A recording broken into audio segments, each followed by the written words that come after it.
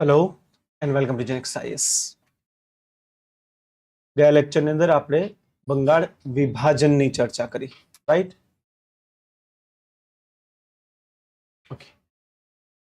આજથી આપણે આધુનિક રાષ્ટ્રવાદની અંદર ધાર્મિક રાષ્ટ્રવાદ અથવા તો એક સ્ટેપ આગળ જઈએ તો કોમવાદની ચર્ચા કરીશું. કેમ કે હવેથી એક હજી વસ્તુ તમારે ધ્યાન આપવી પડશે કે આજ પછી લગભગ 25 દિવસ બાદ આપણે ભારતના વિભાજનની વાત પણ ભણવી છે કે ભારતમાંથી પાકિસ્તાન કઈ રીતે બન્યું હતું. એનો પાયો હવે નખાઈ રહ્યો છે. જેમ આપણે પહેલા પણ વાત કરી છે કે આ લેક્ચર બહુ ડિટેલમાં થશે. ક્લાસ 1-2 માટે અને યુપીએસસી ના વિદ્યાર્થીઓ માટે જ છે. ક્લાસ 3 ના વિદ્યાર્થીઓ માટે એની જરૂર લગભગ ના બરાબર હોય. તો મેન્સ લખતા હો તો વાત અલગ છે, બાકી મેન્સ સિવાય આ લેક્ચરની કોઈ વેલ્યુ નથી. આ લેક્ચર બહુ હાઈ સ્ટાન્ડર્ડના છે, તો જેને પણ યુપીએસસી કે ક્લાસ 1-2 ની તૈયારી કરવી હોય એ જ માત્ર આની સાથે જોડાય. બાકી લાઈવ જેટલા પણ વિદ્યાર્થીઓ ક્લાસ 3 ની તૈયારી માટે અમારી સાથે જોડાયા હશે, માફ કરજો, આ લેક્ચર તમારા માટે નથી. ઓલરાઈટ? કેમ? કેમ કે ઘણી એવી ચર્ચાઓ થશે જે તમારી કોઈ બુકમાં નથી, તમને ક્યાંય વાંચવા નહીં મળે, તો તમને થશે આ ક્યાંથી લઈ આવ્યા સર? કેમ કે એ એક્ઝામમાં પૂછાતું હોય છે. કોમવાદ શરૂ કરવા પહેલા આપણે આ જાણવાની જરૂર છે, કોમવાદ એટલે શું? કોમવાદ એ ઇંગ્લિશ શબ્દ છે કમ્યુનલિઝમ. કમ્યુનલિઝમ 3 તબક્કામાં થાય છે. પહેલા સમજીએ, રાઈટ? ધારો કે થોડાક લોકો છે એ કોઈ ધર્મ વિશેષ અથવા તો જ્ઞાતિ વિશેષ સમૂહ વિશેષથી પોતાના સંબંધો ધરાવતા હોય. કોમવાદ હંમેશા ધર્મ સાથે નથી જોડાયું, એ જ્ઞાતિ અથવા તો સમૂહ સાથે પણ થઈ શકે છે. જ્યારે મને એવું લાગે કે મારો ધર્મ મહાન છે અને તમને લાગે કે તમારો ધર્મ મહાન છે, આમાં કોઈ વાંધો નથી. આને આપણે ધર્મવાદ અથવા તો ધાર્મિકતા કહી દઈએ છીએ, જેમાં મને મારા ધર્મ પ્રત્યે ખૂબ જ આદર છે અને મને મારો ધર્મ મહાન લાગે છે, મને તમારા ધર્મથી કોઈ વાંધો નથી. અહીં એક સહસંબંધ સ્થાપિત થાય છે, જ્યાં હું કહીશ કે મારો ધર્મ ખૂબ જ સારો છે, હું તમારા ધર્મની પણ ઇજ્જત કરું છું, રાઈટ? આ તબક્કામાં કોઈ તકલીફ નથી. જો ભારતના ઇતિહાસને તમે નજીકથી જુઓ તો તમને ખ્યાલ આવશે, પ્રાચીન ભારતથી જ્યારે ભારતમાં હિન્દુ ધર્મ પ્રખ્યાત ધર્મ હતો, એ સમયે બુદ્ધિઝમ અને જૈનિઝમનો ઉદય થાય છે પ્રાચીન ભારતની અંદર, આજથી લગભગ 2000 વર્ષ પહેલા. 2000-3000 વર્ષ પહેલા જ્યારે બુદ્ધિઝમ એની ચરમસીમાએ આવ્યું, તો વિચાર કંઈક આવો હતો કે હિન્દુ ઠીક છે, પણ બુદ્ધ કહેવા લાગે કે અમારો પણ સારો છે, અને એમના વચ્ચે એટલા સંઘર્ષો ઓછા જોવા મળ્યા છે. આ જ કારણ છે, પ્રાચીન ભારતના તમે જુઓ તો કોઈ બુદ્ધ ધર્મનો રાજા બને તો એ હિન્દુનું સન્માન કરતો. જેમ કે અશોક જેવા રાજા, એ પોતાના શિલાલેખોમાં લખાઈ રહ્યા છે કે બુદ્ધ ધર્મ અથવા તો બુદ્ધ ધર્મ ભિક્ષુકોનું સન્માન કરવું જોઈએ. એની સાથે સાથે બીજી લાઈનમાં પણ લખાવે છે કે હિન્દુ બ્રાહ્મણોનું સન્માન પણ સન્માનીય છે, એટલે એમને બી એકદમ ઇક્વલ તમે સન્માન આપો. એ ધર્મો વચ્ચે સહજ સંઘર્ષ નથી. મધ્યકાલીન ભારતમાં જ્યારે તમે આવો છો, ઇસ્લામિક શાસન ભારતમાં આવશે, ત્યારે પણ જો નજીકથી ઇન્ડિયાને તમે જુઓ તો તમને ભારતમાં ધાર્મિકતા જોવા મળશે. જ્યાં રાજા કહે છે કે ઇસ્લામ મોટો ધર્મ છે, પ્રજા કહે છે હિન્દુ મોટું ધર્મ છે, પરંતુ એમના વચ્ચે તમને ધાર્મિક સંઘર્ષો ઓછા જોવા મળશે. એવું નથી કે નથી, થયા છે, ઔરંગઝેબના શાસનકાળમાં થોડાક થયા છે, પરંતુ પ્રાથમિક દ્રષ્ટિએ તમે જુઓ તો ધર્મ કરતા બિન ધાર્મિક અથવા તો સાંપ્રદાયિક જેને આપણે કહીએ, જેમ કે રાજનૈતિક કારણો અથવા તો આર્થિક કારણો, એ પ્રાથમિકતા ભજવી રહ્યા છે. ફોર એક્ઝામ્પલ, જ્યાં એક બાજુ અકબર, જહાંગીર એ પોતે ઇસ્લામ ધર્મથી સંબંધ ધરાવે છે, પરંતુ સેમ ટાઈમ પર એને હિન્દુઓને સમાન સંરક્ષણ આપ્યા છે, હિન્દુઓ સાથે વૈવાહિક સંબંધો પણ સાચવ્યા છે. આ સમયે પ્રાચીન ભારત અને મધ્યકાલીન ભારતનો, જ્યાં ધાર્મિકતા એક મુદ્દો હતો પરંતુ પ્રાથમિકતા નહીં. પ્રાથમિકતા હંમેશાથી સાંપ્રદાયિકની જગ્યા બિન સાંપ્રદાયિક વાતોને આપવામાં આવી, જેમ કે રાજનીતિ, અર્થતંત્ર, સમાજ વગેરે. જ્યારે અંગ્રેજો ભારતમાં આવે છે, એમની નીતિઓમાં તમને મોટા પરિવર્તનો જોવા મળશે, કેમ કે અંગ્રેજ ભારતની આ સ્થાપિત સહશોણિતાના વિરુદ્ધ કામ કરી રહ્યા છે.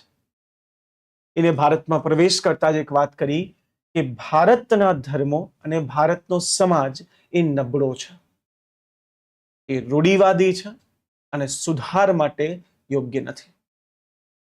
ત્યારથી જ્યારે ભારતમાં ક્રિશ્ચિયાનિટીનો પ્રસાર થવા લાગ્યો. પ્રસારનો મુખ્ય ઉદ્દેશ્ય રાજનૈતિક, નો ડાઉટ રાજનૈતિક હતું, આર્થિક પણ હતું, પરંતુ એ કરવાનો તે માધ્યમ એમને સ્વીકાર કર્યું. જેમ કે જ્યારે ઇસ્લામ ભારતમાં આવે છે, કે બુદ્ધિઝમનો ઉદય થયું છે, ત્યારે એવું નથી કહેતા કે હિન્દુ ખરાબ ધર્મ છે. એમને કીધું હિન્દુની જગ્યાએ આપણે વિકલ્પ આપી રહ્યા છીએ. જ્યારે અંગ્રેજો ભારતમાં આવ્યા તો એને કીધું ભારતના સ્થાપિત ધર્મો દરેક ધર્મ, હિન્દુ હોય, ઇસ્લામ છે, બુદ્ધિઝમ છે, જૈનિઝમ હોય, શીખિઝમ હોય, આ દરેક ધર્મો નબળા છે અને ક્રિશ્ચિયાનિટી એના કરતા સુપીરિયર છે. અને તેમને આપણી ધાર્મિક ભાવનાઓ પ્રત્યે નકારાત્મક વિચારો ધરાવે અને ભારતની ધાર્મિક ભાવનાઓને પરિવર્તિત કરવાનો પ્રયત્ન કર્યો છે. રાઈટ? જેમ કે ઇસ્લામ કે બુદ્ધિઝમમાં કન્વર્ઝન થયા છે, નો ડાઉટ બુદ્ધિઝમમાં તો મોટા પાયે થયા છે. પ્રાચીન ભારતમાં અડધા કરતા વધારે હિન્દુઓ બુદ્ધિઝમમાં બદલાઈ ગયા હતા, પણ તલવારની નોકે નહીં. એ બદલાયા હતા આર્થિક કારણોથી. ક્લિયર? અંગ્રેજો જ્યારે ક્રિશ્ચિયાનિટીમાં પરિવર્તન કર્યું છે, એ સ્વૈચ્છિક પરિવર્તન નથી. હિન્દુઓ એટલે નથી બદલાતા કે એને ક્રિશ્ચિયાનિટીના વિચારો ગમી ગયા છે, એના સિદ્ધાંતો ગમી ગયા છે, પરંતુ એટલે બદલાઈ ગયા કેમ કે ક્રિશ્ચિયાનિટીમાં લાલચ આપવામાં આવી. જો તમે ક્રિશ્ચિયનમાં કન્વર્ટ થઈ જાઓ, તમને અમે ફ્રી એજ્યુકેશન આપશું, ઘર આપશું, ઘરમાં છૂટ આપી દેશું, અને એની સાથે સાથે એને આપણા ધર્મોની નબળાઈ પણ દેખાડી. એવા થોડા કારણોથી જ્યારે અંગ્રેજી શાસન ભારતમાં વિસ્તૃત થવા લાગશે, વિશેષ કર 19મી શતાબ્દીની શરૂઆતમાં,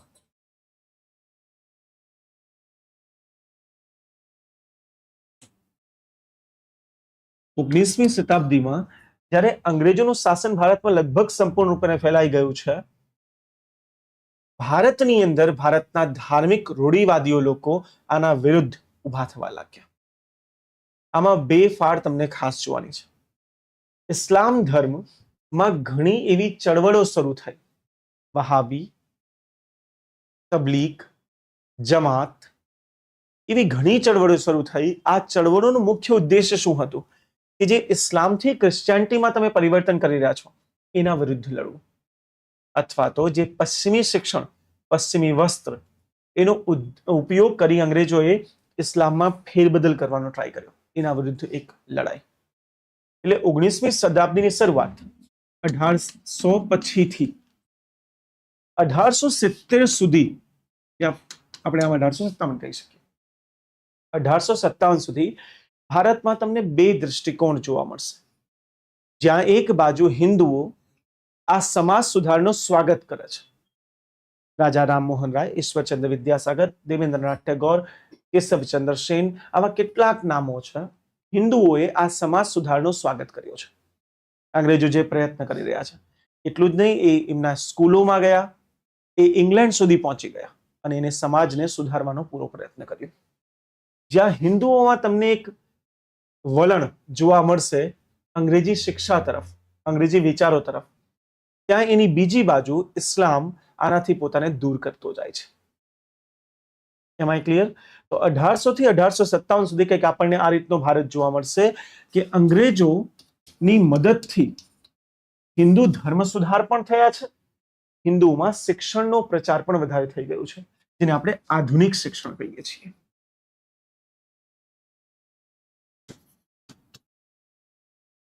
આ ખૂબ જ પ્રખ્યાત થઈ ગયું અને આધુનિક શિક્ષણ લઈ હિન્દુઓને સરકારી નોકરી પણ મળવા લાગી. કેમ કે તમને યાદ હોય તો અંગ્રેજી સલ્તનત એ ડિક્લેર કર્યું હતું, એવી ઘોષણા કરી હતી કે ઇંગ્લિશ ફરજિયાત છે કોઈ પણ સરકારી નોકરી માટે. તો હિન્દુઓ ઇંગ્લિશ શીખતા ગયા, સરકારી નોકરીઓ મેળવતા ગયા. આના પહેલાના ભારતમાં પ્રખ્યાત વસ્તુ શું હતી? ધ્યાનથી સમજજો. જમીનદારો, અને જમીનદાર કહી દે, હું જમીનદાર લખું. જમીનદારો મુખ્ય લીડર્સ હતા એ સમયના. મધ્યકાલીન ભારતમાં જમીનદારો જ મુખ્ય લીડર્સ હતા. આ જમીનદારો બે શ્રેણીના છે, હિન્દુ જમીનદારો અને મુસ્લિમ જમીનદારો. હિન્દુ જમીનદારો એના વિચારમાં રૂઢિવાદી છે, એને હિન્દુમાં સુધાર નથી જોતા. પરંતુ જે મધ્યમ વર્ગનો ઉદય થયો છે હિન્દુઓની અંદર, પશ્ચિમી શિક્ષણના લીધે, પશ્ચિમી નોકરીઓના લીધે અને વ્યાપારના લીધે, હિન્દુઓમાં એક મધ્યમ વર્ગનો ઉદય થવા લાગ્યો. અને આ મધ્યમ વર્ગે હિન્દુઓની અંદર જે લીડરશિપ હોય એને જમીદારો પાસેથી ખેંચી શિક્ષિત અને પ્રબુદ્ધ ભારતીયો સુધી આપી દીધી. તો તમે 1800 થી 1857 સુધી જો જોશો તો ભારતના હિન્દુ ધર્મમાં લીડરશિપ બદલાઈ રહી છે. ગુજરાતીમાં પ્રતિનિધિત્વ શબ્દ આપણે વાપરીએ છીએ. પ્રતિનિધિત્વ બદલાઈ રહ્યું છે. ક્યાંથી? જમીદારો, રૂઢિવાદી પરંપરાગત જમીદારોથી મધ્યમ વર્ગી પશ્ચિમી શિક્ષિત નવા લોકો સુધી. એમ ક્લિયર? અને જ્યારે લીડરશિપ બદલાય એની સાથે સાથે લોકોના વિચારોમાં પણ પરિવર્તન આવી જાય છે. એટલે હિન્દુઓ પણ લીડરોની સાથે એ દિશામાં જતા રહ્યા. અને અંગ્રેજોના શરૂઆતી શાસન દરમિયાન હિન્દુઓ તેમના ફેવરેટ હતા. કેમ કે અંગ્રેજોના હિન્દુઓમાં આરામથી એવા નેતાઓ મળી ગયા જેનો ઉપયોગ એના શાસનને ભારતની અંદર યોગ્ય ઠેરાવવા માટે પુરાવાઓ આપી શકે. જેમ કે રાજા રામમોહન રાયનો ઉપયોગ કર્યો હતો એમને કે કઈ રીતે અંગ્રેજોનું શાસન ભારત માટે યોગ્ય છે. પણ સેમ સમયમાં જો મુસ્લિમ ધર્મની આપણે વાત કરીએ તો ઇસ્લામની વાત કરીએ તો ઇસ્લામની અંદર આ વિચારધારામાં પરિવર્તન ના આવ્યા. કેમ કે ઇસ્લામિક લીડરશિપ હજી પણ પરંપરાગત જમીદારો પાસે અને એમને પોતાને પશ્ચિમી શિક્ષણથી દૂર રાખ્યું. એમને કીધું આ શિક્ષણ આપણને નથી જોતું. પશ્ચિમી શિક્ષણથી દૂર રાખવાને લીધે તમે ઇંગ્લિશ ના શીખી શક્યા, સરકારી નોકરી ના મળી. એટલે આ સમયમાં ઇસ્લામની અંદર સરકારી નોકરીની અછત આવી ગઈ અને વિકાસથી એ પોતે દૂર થતા ગયા. આઈ હોપ તમે સમજી રહ્યા છો. તો અહીં તમને બે પ્રકારનો સમાજ વિકસતો દેખાશે અંગ્રેજી શાસનના લીધે. સમાજ એક જે હિન્દુઓનો છે, સુધારવાદી સમાજ છે અને આર્થિક રીતે સંપન્ન સમાજ બનતો જાય છે. ત્યાં બીજી બાજુ એક ઇસ્લામિક સમાજ જે રૂઢિવાદી જ રહી ગયું, આધુનિક વિચારોથી દૂર રહ્યા અને સાથે સાથે તેમની અંદર આર્થિક પ્રતિબંધ અથવા તો આર્થિક નબળાઈ જેને આપણે કહીએ એ આવી ગઈ. એક નબળાઈ આવી ગઈ.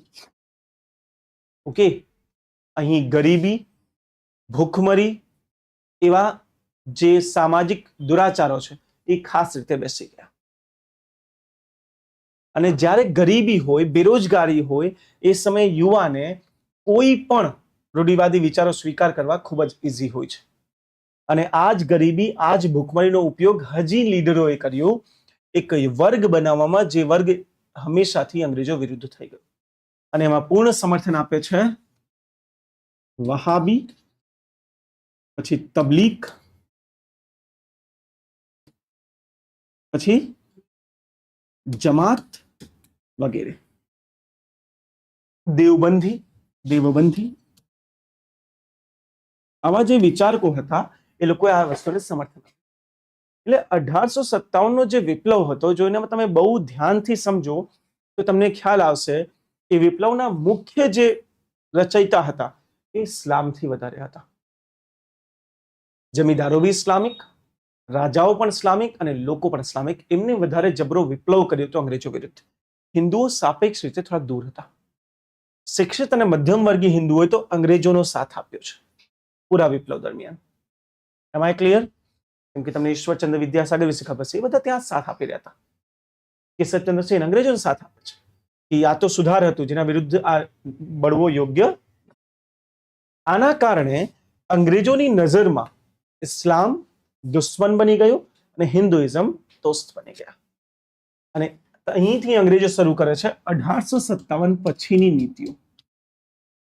1857 પછી નીતિઓમાં એકદમ ક્લિયરલી જોવા મળે છે કે અંગ્રેજો વધારે નોકરી હિન્દુઓને આપશે અને હિન્દુઓને ખુશ કરવાના પ્રયત્ન ચાલે છે.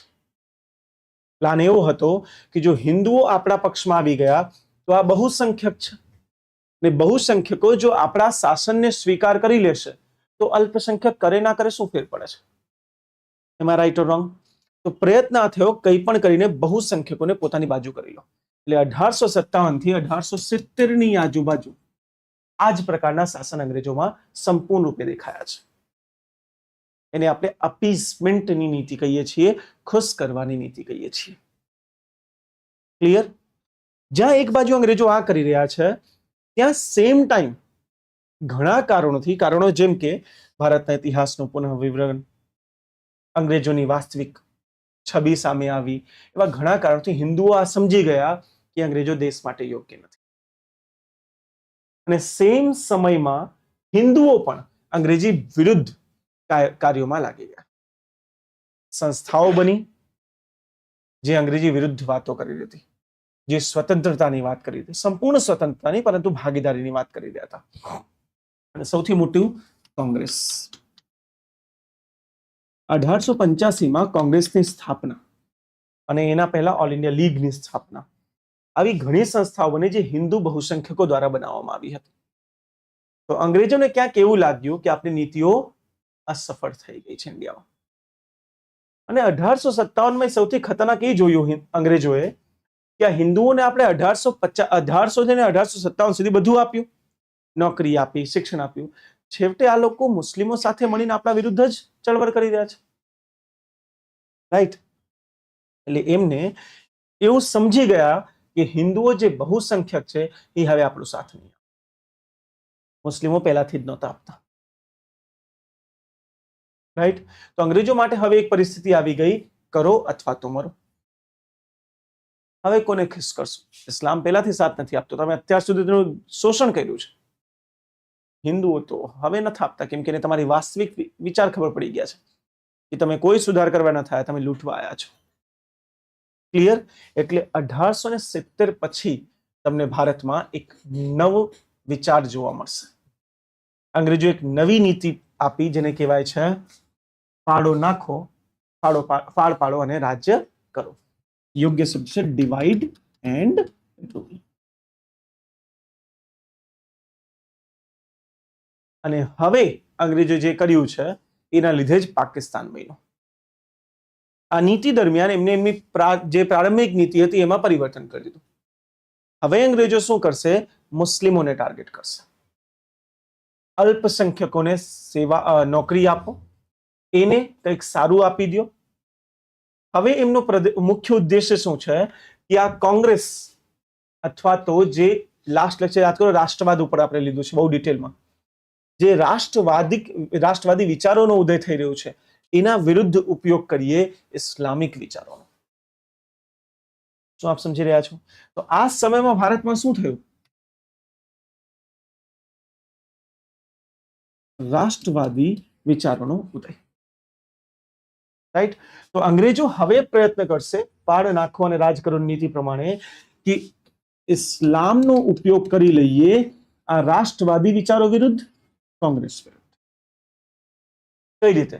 અમને ખુશ કરો. ખુશ કઈ રીતે કરશો? તો એક બહુ પ્રખ્યાત નેતા હતા સર સૈયદ અહમદ ખાન. બહુ પ્રખ્યાત નેતા હતા. 1857 પહેલા એમના વિચાર શું છે? 1857 પહેલા એ કહે છે કે ભારતનો ઉત્થાન હિન્દુ અને મુસ્લિમની એકતામાં જ છે. એ કહે છે કે હિન્દુ અને મુસ્લિમોના હિત અલગ નથી, બે સરખા છે, આપણને પશ્ચિમી શિક્ષણ શીખવું જોઈએ, વગેરે વગેરે વગેરે. 1857માં આ લોકોએ સર સૈયદ અહમદ ખાનને પોતાની બાજુમાં લઈ લીધું. અને હવે સર સૈયદ અહમદ ખાન કહે છે કે નહીં, હિન્દુઓના હિત અલગ છે, મુસ્લિમોના હિત અલગ છે. અહીં સુધી વાંધો નહોતો. પણ જ્યારે તમે આમ કહો કે એના હિત આપણા કરતા વિપરીત છે, એટલે કાં તો એનું ભલું થશે કાં તો આપણું થશે, અહીંથી કોમવાદનો ઉદય થવા લાગે છે. તો તમને કોઈ સામાન્ય ભાષામાં પૂછે કે કોમવાદ, કમ્યુનલિઝમ કોને કહેવાય? તો આપણે કહેશું કે કમ્યુનલિઝમ જ્યારે કોઈ પોતાના ધર્મ, જાતિ, વર્ણ અથવા તો સમુદાયને બીજા કરતા ભિન્ન ગણે, એટલે જુદું ગણે, અને તેની સાથે સાથે એવું માને કે તેના હિતો પરસ્પર વિરોધી છે. જો બેટા જ્યારે આપણે ગુજરાતી મીડિયમમાં તૈયારી કરતા હોઈએ તો જે તમે સામાન્ય ગુજરાતી વાપરતા હો એની જગ્યા પરિવર્તનની જરૂર છે. હું તમારા આન્સર વાંચું, મને એવું લાગે કોઈ ગામડામાં બેઠા દેશી માણસની કહાનીઓ વાંચું છું, કેમ કે તમારી પાસે કોઈ ટેકનિકલ શબ્દો નથી. આન્સર રાઇટિંગ માટે ટેકનિકલ શબ્દો જોઈએ. જુદા કરતા ભિન્ન યોગ્ય છે, પરસ્પર શબ્દો યોગ્ય છે. યોગ્ય શબ્દોને વાપરશો તો આન્સર પ્રોપર બનશે. રાઈટ? તો ડેફિનેશન પૂછાય તો કોમવાદ કોને કહેવાશે? જાતિ, ધર્મ, સમુદાય ને જ્યારે બીજા કરતા હિતોમાં પરસ્પર વિરોધ જોવા મળે. એમ આઈ ક્લિયર? બીજી લાઈનમાં વિરોધ તો છે, પરંતુ એના કરતા મોટી પ્રોબ્લેમ શું છે કે ધર્મ અને ધાર્મિક જે ભાવનાઓ હોય એનો ઉપયોગ ધાર્મિક કાર્યોની જગ્યા રાજનૈતિક હિત અથવા તો આર્થિક હિત માટે કરવા લાગે. ધર્મ એટલે ધારો કે મને શ્રીરામજી પ્રત્યે બહુ જ રિસ્પેક્ટ છે, પરંતુ એ મારો પર્સનલ સબ્જેક્ટ છે. પણ જ્યારે આનો ઉપયોગ કરી કોઈ વોટ માંગવા લાગે, ધર્મનો ઉપયોગ રાજનીતિમાં, ધર્મનો ઉપયોગ અર્થતંત્રમાં, કોઈ કંપની જેમ કે બાબા રામદેવની કંપની આજે કરોડોની કંપની છે. કયા આધારે? હિન્દુત્વના આધારે. કંપની અને ધર્મનો કોઈ લેવા દેવા નથી, પણ એ કંપનીએ ધર્મના નામે બધું કમાઈ લીધું. કેટલીક પાર્ટીઓ ભારતમાં બની જાય જે ધર્મના આધારે બનીને શાસન કરવા લાગે છે.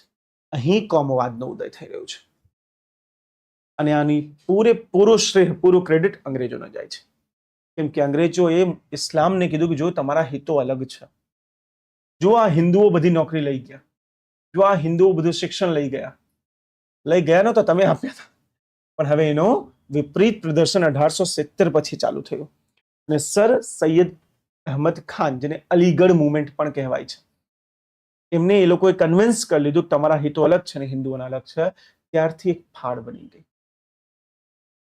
જો હિત જુદા હોય અને વિપરીત હોય, જો જ્યાર સુધી સિમ્પલ ભાષામાં સમજાવીએ, આ એક છોકરી છે, એક સુંદર કન્યા એકદમ, અહીં બે છોકરાઓ, ક્લિયર? આ છોકરો કોઈને પ્રેમ કરે છે, આ છોકરો કોઈને પ્રેમ કરે છે. આને સેમ નથી કરતો, હો ભાઈ, આની ગર્લફ્રેન્ડ અલગ છે, આની અલગ છે, ઓકે. આ કહે છે મારી વાળી બેસ્ટ છે ભાઈ, દુનિયામાં સૌથી સારી મારી વાળી છે. આ કે દુનિયામાં સૌથી સારી મારી વાળી છે. શું લાગે આ એકબીજા સાથે યુદ્ધ કરશે? નહીં કરે. એમની માન્યતાઓ છે. હવે આની ગર્લફ્રેન્ડની જગ્યાએ ધર્મને રાખી દો, મારો ધર્મ અલગ, મારો ધર્મ અલગ, મારો ધર્મ મહાન છે. આ બે ક્યારે નહીં બાજશે, ભલે મહાન હોય. પ્રોબ્લેમ ક્યારે આવે છે? જ્યારે તમે ભાવનાને પર્સનલ સ્પેસથી ઉપાડી રાજનીતિની આર્થિક સ્પેસમાં લઈ જાઓ, જ્યાં સંસાધનો સીમિત છે, જેમ કે સરકારી નોકરી. ત્યારે એમાંય વિદેશી શાસન હતું તો એ લોકો આપણને નોકરીમાં ભાગીદારી એમ બી નહોતા આપતા. જે થોડીક નોકરીઓ આપે એ થઈ ગયું સીમિત સંસાધન. એક જ છોકરી છે, ધારો કે આનો બ્રેકઅપ, આનો પણ બ્રેકઅપ. હવે આ બંનેને આ જ ગમે છે. શું આ બંને વચ્ચે કોઈ દુશ્મની નથી? બાય નેચર એ બંને વચ્ચે કોઈ દુશ્મની નથી, પરંતુ સંસાધનો ઘટી ગયા.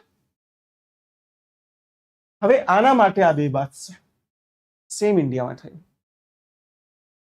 ધર્મની વાત જ નહોતી, અંગ્રેજોએ ધર્મને જોડી દીધું રાજનીતિ અને આર્થિક સંસાધનો સાથે, અને ત્યારે ઇસ્લામ ઊભું થઈ ગયું હિન્દુઓ વિરુદ્ધ. એકચ્યુઅલી હિન્દુઓ વિરુદ્ધ નહીં, રાષ્ટ્રવાદ વિરુદ્ધ.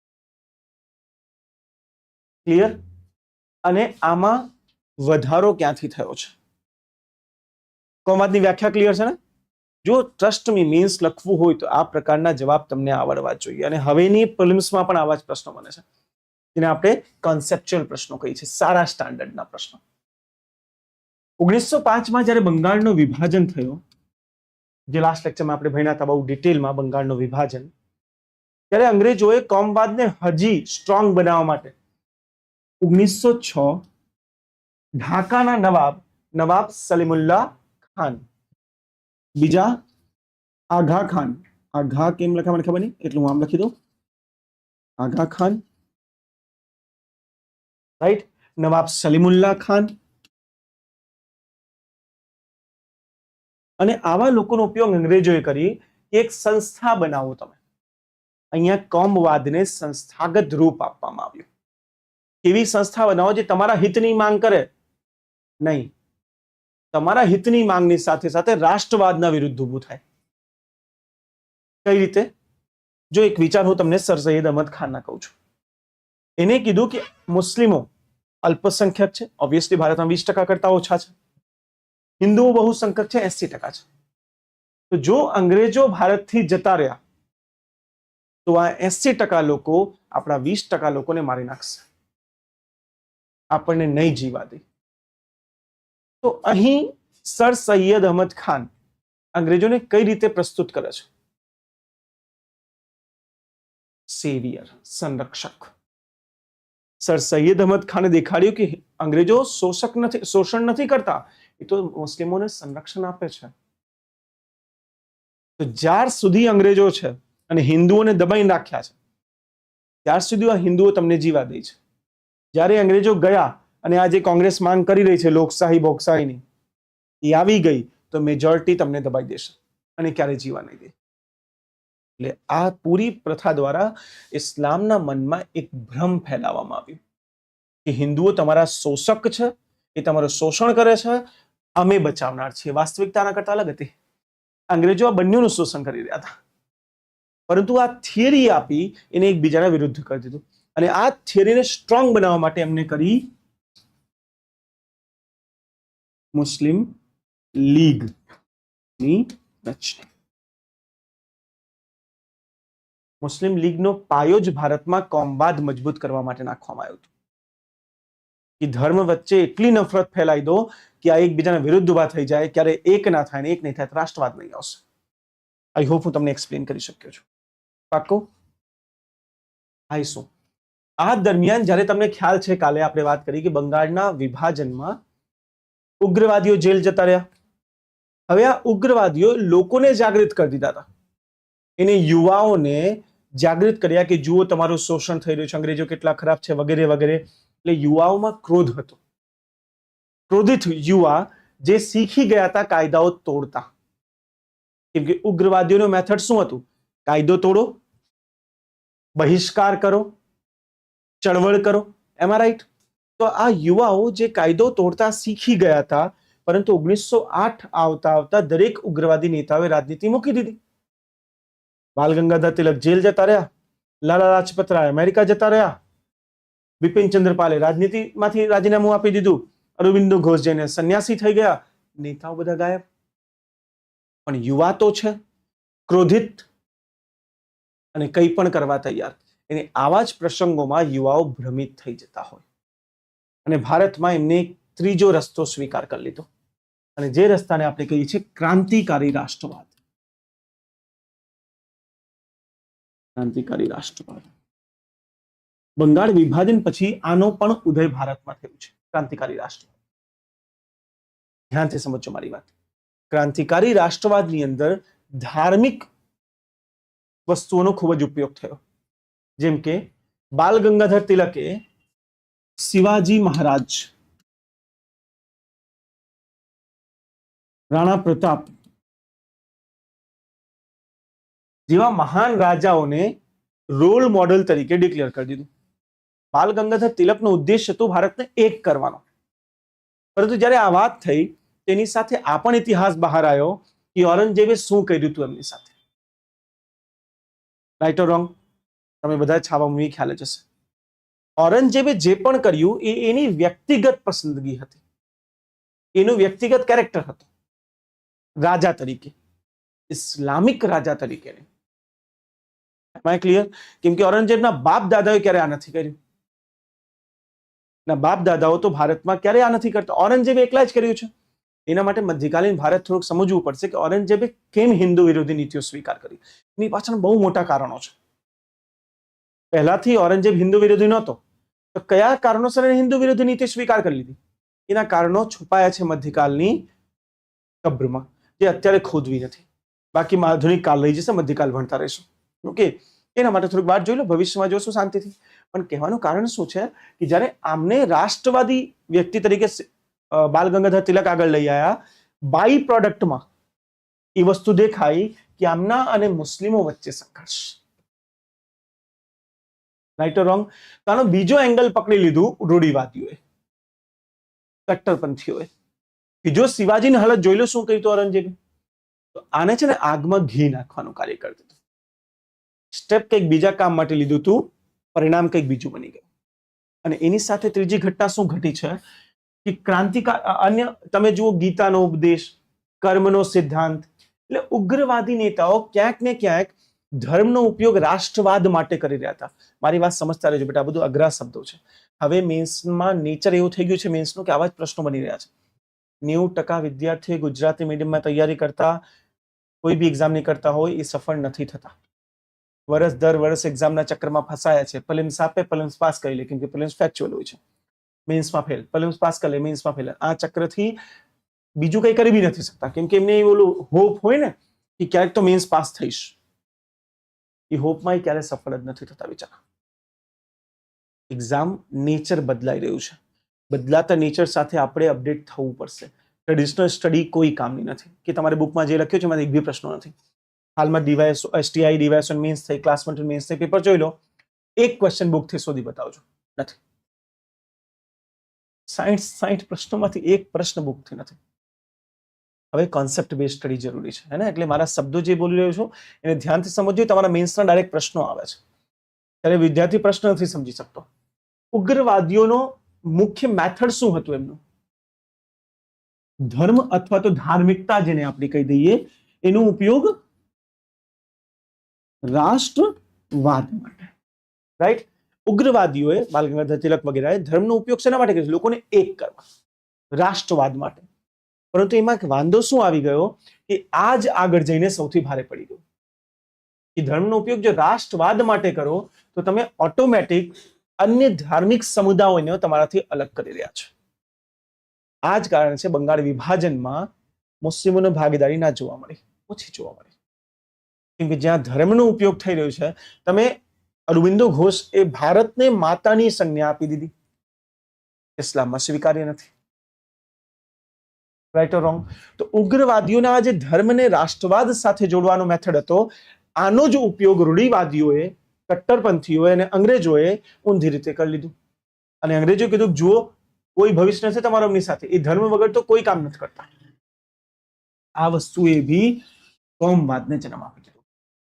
જે કોમવાદ 1870 પછી વધી રહ્યું હતું એને હવા આપવાનું કાર્ય કર્યું છે. અને જે યુવાઓ ભ્રમિત હતા, જે આ આઈડિયોલોજી ઉપર કામ કરી રહ્યા હતા અને ક્રાંતિકારી રાષ્ટ્રવાદ તરફ આગળ વધી ગયા, એને ક્રાંતિમાં પણ ધર્મનો સહારો લીધો. જેમ કે તમે કોઈ બી ક્રાંતિકારી સંગઠનમાં જોડાવું હોય ને તો માં કાલી સામે શપથ લેવી પડે. તમે મને કહો, કોઈ ઇસ્લામિક વ્યક્તિ માં કાલી સામે શપથ કેમ લેશે?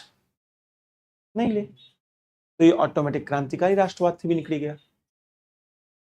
ઉગ્રવાદીઓ પહેલા જેમને એક્સક્લુડ કર્યું હતું, ક્રાંતિકારી રાષ્ટ્રવાદ અલગ થઈ ગયું.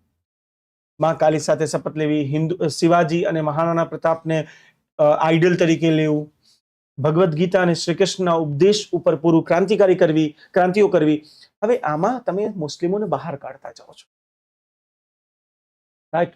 તો ક્રાંતિકારી રાષ્ટ્રવાદનો ઉદય ધર્મ આધારિત જે થયો છે એના લીધે બી ભારતમાં મુસ્લિમ કોમવાદનો ઉદય થઈ ગયો.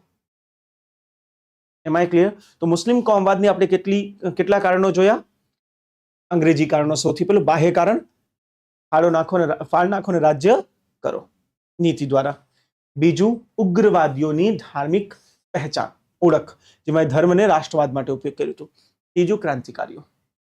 ચોથું અને મોસ્ટ ઇમ્પોર્ટન્ટ, જેમ આપણે વાત કરી હતી કે મુસ્લિમો શિક્ષા અને આર્થિક રૂપે પછાત હતા. એમની પાસે નહોતા ના પૈસા ના નોલેજ. એ આજે પણ છે. આજે તમને ઇસ્લામમાં બે પ્રકારનો ઇસ્લામ જોવા મળે. એક અતિશય સંપન્ન, એના ઘરે તમે જતા રહ્યો, તમને લાગશે કે મહેલ છે કે શું છે, અતિશય સંપન્ન. અને બીજા સીધા ટાયર બનાવવા વાળા, પંચર વાળા, મિડલ ક્લાસ નથી, આજે ભી નથી. ઇમેજિન કરો, આજે સ્વતંત્રતાના 70 વર્ષ થઈ ગયા છે, આજે પણ તમને મિડલ ક્લાસ નહીં જોવા મળશે ઇસ્લામમાં. તમે ક્યાં મળ્યા મિડલ ક્લાસ મળ્યા છો? કાં તો એ પંચર બનાવતા, ચાની લારીએ આવી જગ્યા જશો, કાં તો સીધું મોટા નોકરીઓમાં, મોટા બિઝનેસમેનો. હિન્દુમાં તમને બધા મળી જશે, કેમ કે ઇન્ડિયામાં આ વસ્તુ પહેલાથી જ ચાલી રહી હતી. ઇસ્લામમાં બે વર્ગનો ઉદય થયો છે. અને એ સમયે જે આ નિમ્ન વર્ગ હતો એમને રિયલાઇઝ થયું, ભાઈ અમારા તો હિતોનું સંરક્ષણ નથી થયું. અને આનું મુખ્ય કારણ શું હતું? કેમ મુસ્લિમો ગરીબ રહી ગયા? અંગ્રેજો દ્વારા. પણ અંગ્રેજોએ પૂરું કઈ રીતે દેખાડ્યું? કે હિન્દુઓ દ્વારા. અંગ્રેજો કીધું તમે ગરીબ રહી ગયા કેમ કે હિન્દુઓ અમીર થઈ ગયા છે. એ નથી કહેતા કે હિન્દુઓ શિક્ષણના લીધે થયા છે, કોઈનું હક નથી માર્યું. અંગ્રેજોએ પ્રૂવ કરી દીધું કે તમે હક મારીને અમીર થયા છો. એટલે ગરીબ, અસંતુષ્ટ, આમ જ લખાશે ને, મુસ્લિમ હિન્દુઓને પોતાનો દુશ્મન માનવા લાગ્યો। અહીં ભી કોમવાદને એક વધારો મળી ગયો છે। આ બધું તો ઠીક છે સાહેબ, જે થઈ રહ્યું છે। બીજી હજી મોટી ઘટનાઓ ભારતમાં થઈ, જેમ કે ઇસ્લામમાં એક, જો તમે ઇસ્લામને બહુ નજીકથી જુઓ, મેં ઇસ્લામ વિશે બહુ વધારે અધ્યયન કર્યું છે, ભગવાનની કૃપાથી મારી પાસે સમય હતો, 1-1.5 વર્ષ ખાલી ઇસ્લામમાં ઉપર મેં અધ્યયન કર્યું છે મારા જીવનમાં, અને એટલે થોડુંક વધારે ઓળખું છું ઇસ્લામને। ઇસ્લામ જે ધર્મનો ઉદય થયો છે એ કોઈ 4 દિવારી હેઠળ નથી, અથવા તો કોઈ રાષ્ટ્રની બાઉન્ડ્રીમાં નથી। ઇસ્લામનો મુખ્ય ઉદ્દેશ્ય છે પૃથ્વી પર બધાને ઇસ્લામમાં કન્વર્ટ કરવું છે, એટલે એ રાષ્ટ્ર સુધી સીમિત રહેતા નથી। આજે પણ મુસ્લિમ ધર્મમાં રાષ્ટ્ર પછી આવે, ધર્મ પહેલા આવે। તમે કોઈ પણ મુસ્લિમને પૂછી લો कुरान के संविधान એ कैसे कुरान, અને કોઈ भी હિન્દુને પૂછો ગીતા કે સંવિધાન એ कैसे ગીતા, સોરી સંવિધાન, કેમ કે હિન્દુઓ માટે રાષ્ટ્ર પહેલા છે। આજે પણ આવું નથી, થોડાક અપવાદો છે, થોડાક મુસ્લિમો માટે બી રાષ્ટ્ર પહેલા છે, પરંતુ ધર્મ ગ્રંથો રાષ્ટ્ર પહેલા ધર્મને સ્થાન ઇસ્લામમાં આપી રહ્યા છે। ક્લિયર? કેમ કે ત્યાં રાષ્ટ્રનો વિચાર જ નથી। રાષ્ટ્રનો વિચાર ક્યારે આવે? જ્યારે આપણે સીમાઓની વાત કરીએ કે અહીંયાથી અહીંયા સુધી, જેમ કે હિન્દુમાં તમે જો જાંબુ દ્વીપે, તમે કોઈ બી યજ્ઞ કરો તેમાં સૌથી પહેલા આ રીતે આવે છે, જાંબુ દ્વીપે ભારત વર્ષે, આ રાજ્ય, જંબુદ્વીપ એટલે ભારત મહાદ્વીપ, ભારત વર્ષ એટલે આપણો ભારત દેશ, આપણે અહીંયા સુધી સીમિત છીએ, આને આપણે આપણી જમીન માનીએ છીએ। ઇસ્લામ માટે પૂરી દુનિયા એની છે, અને એને એક કરવા માટે ધાર્મિક નેતાની જરૂર છે। અને એ રીતે જ એ સમયે એક શાસન હતો જેને આપણે તુર્કી શાસક કહેતા। આજે ટર્કિયા જેને આપણે કહી દઈએ, ટર્કી અથવા ટર્કિયા, એ તુર્કી શાસન એ વખતે એનું નામ હતું, શું હતું? ટર્કી રાજાનું નામ શું હતું? ઓટોમન સામ્રાજ્ય। શું હતું? ઓટોમન સામ્રાજ્ય।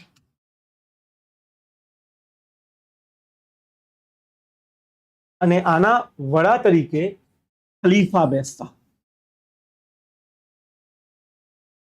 એટલે ખલીફા ટર્કી સામ્રાજ્યના રાજનૈતિક વડા હતા, જેમ ભારતમાં રાજાઓ હતા। ક્લિયર? બીજી બાજુ આ જ ખલીફા ઇસ્લામના ધાર્મિક વડા પણ હતા, એટલે ત્યાંનો ધાર્મિક અધ્યક્ષ એ જ ત્યાંનો રાજનૈતિક અધ્યક્ષ છે। આજે ઈરાનમાં થઈ રહ્યું છે, ઈરાન યુદ્ધમાં તમે જુઓ તો ખમીની કોણ છે? ખમીની શિયા મુસ્લિમના ધાર્મિક વડા છે, અને એના કારણે ઈરાનના રાજા છે, ઈરાનના શાસક છે, સુપ્રીમ લીડર જેને કહેવાય। ક્લિયર? એ ત્યારથી ચાલતું આવે છે। ખલીફા રાજનૈતિક અને ધાર્મિક બંને અધ્યક્ષ હતા, અને એના કારણે વિશ્વમાં જ્યાં પણ કોઈ વ્યક્તિ ઇસ્લામને માને છે એ ઓટોમેટિક આના હેઠળ આવી ગયો। આઈ હોપ હું તમને સમજાવી શક્યો છું। 1911 ટર્કી અને ઇટલી વચ્ચે યુદ્ધ થઈ જાય છે। ક્લિયર? ઇટલી એ વખતે એક મોટું સામ્રાજ્ય હતું, જેને બાયઝેન્ટિયન સામ્રાજ્ય પણ આપણે કહેતા, અથવા તો ઈસ્ટર્ન યુરોપિયન સામ્રાજ્ય કહેતા। ઇટલી અને ટર્કી વચ્ચે સંઘર્ષ થઈ રહ્યા છે। આ સંઘર્ષમાં ભારતના મુસ્લિમો માનતા હતા કે અંગ્રેજો સાથ આપવા જોઈએ। કોનું યુદ્ધમાં સાથ આપે અંગ્રેજો? તુર્કી કે ઇટલી? તુર્કી, કેમ કે તુર્કીમાં એના ધાર્મિક વડા બેઠા છે, તો એમની માંગ હતી કે અંગ્રેજો તુર્કીનો સાથ આપવા જોઈએ, પરંતુ અંગ્રેજો તુર્કીની જગ્યા ઇટલીનો સાથ આપી દીધો। એનું કારણ છે બાલ્કન યુદ્ધ। હવે આ શું નવું લાયા સાહેબ? બાલ્કન યુદ્ધ આના પહેલા થયું છે, યુરોપમાં એક જગ્યા હતી બાલ્કન, અને ત્યાં નાના નાના દેશોમાં વિભાજિત, આજે તમે નામ ઓળખતા હશો, લેટવિયા, એસ્ટોનિયા, એ બધા બાલ્કન કન્ટ્રીઝ કહેવાય છે। અહીં તુર્કીએ અંગ્રેજો વિરુદ્ધ યુદ્ધ કર્યું હતું, એટલે અંગ્રેજો પહેલાથી જ એના વિરુદ્ધ ઉભા હતા। તો 1911ના આ ઇટલી બનામ તુર્કી યુદ્ધમાં અંગ્રેજોએ ઇટલીનો સાથ આપીને તુર્કીનો વિરોધ કરી દીધો।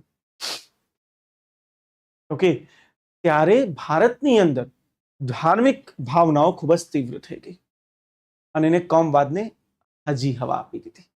એક તો આ યુદ્ધ બી મોટું કારણ બન્યું છે ભારતમાં કોમવાદના પ્રસાર માટે।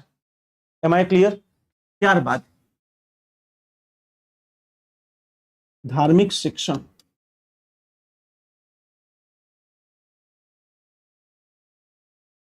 જ્યાં એક બાજુ હિન્દુઓના ધર્મ સુધારના કારણે હિન્દુઓએ જે સ્કૂલો કોલેજોની સ્થાપના કરી એ આધુનિક શિક્ષણ માટે હતું.